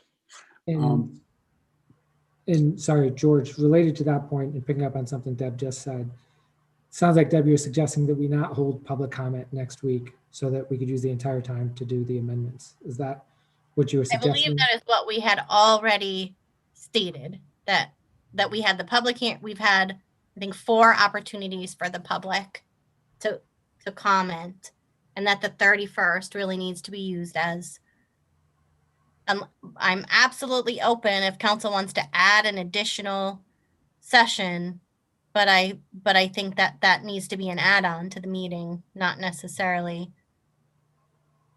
kind of a repeat of what we had this evening. But I'm very sensitive to the fact that this is extremely important. I just want to make sure that we do have enough time to do the hard work of actually getting down to the language of the resolution and coming to consensus around something that we're all willing to vote on.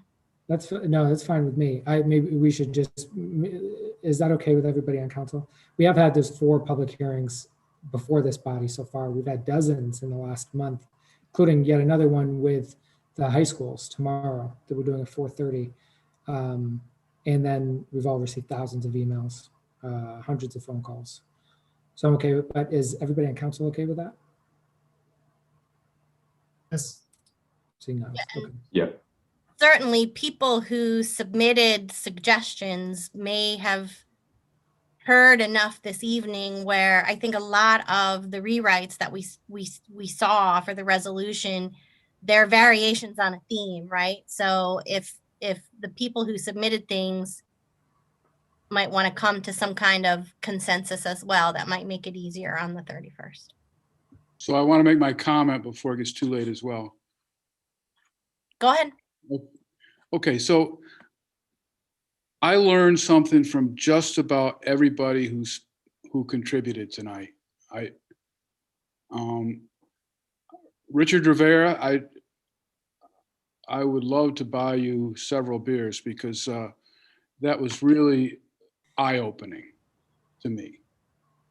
That was a compliment, Deb. And everybody. I would also like to point out that this is the most engaged I have ever felt with members of the Ithaca Police Department. And I think the willingness to change and the willingness to come together with the rest of the community is genuine.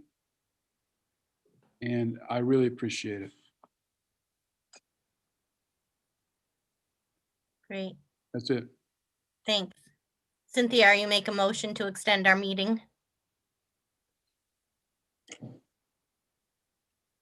I have a question. First is, I'm sorry, we will need to extend. Yeah, before that's what I'm asking. It's 10 all o'clock. right, so I have a motion to extend the meeting. For how by long? 15 minutes. Second. Duxon, everybody in favor? All right, we've got till 10:15. Okay. The first question is so I understand that you'd like to see various people's drafts of the resolution to be able to make it available to the public before the meeting on Wednesday. So when would you like that by, if there's anything new that people want to bring forward? I think we already have. Are you saying you want additional ones? Well, I know that there is a subgroup that will be meeting on Monday. There may be something that comes out of that. This is the group of members of council and the mayor and members of the PBA. So there might be additional changes. Well, normally we try to get the agenda out the Friday before. Is Dan still here? Yep. Dan, how do we want to do this? Well, I mean, we can send out the agenda and we could always amend it later if it takes a little while to get the resolution out. It would be good. I mean, the meeting is on Wednesday, so if we could have the materials posted by Tuesday night at the very latest, if there are any, that would be great. But we'll have to publish an agenda on Friday, and then we'll amend the agenda. We can do that with the original resolution, just as a placeholder.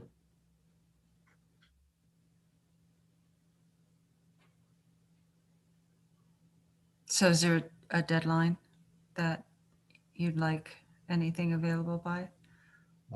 If you're meeting on Monday and something comes out of that meeting, then if you can give it to us Tuesday, we can amend the agenda on Tuesday. But we can't hold on publishing any agenda. We have to publish something on Friday. Yeah, understood. Okay, so let's say Tuesday at noon. Perfect. And then the other question I have is, I'm hearing or receiving conflicting information with regards to New York state law and the allowance of a civilian chief of police. And I was wondering if we could get a determination by the city attorney before the meeting on Wednesday.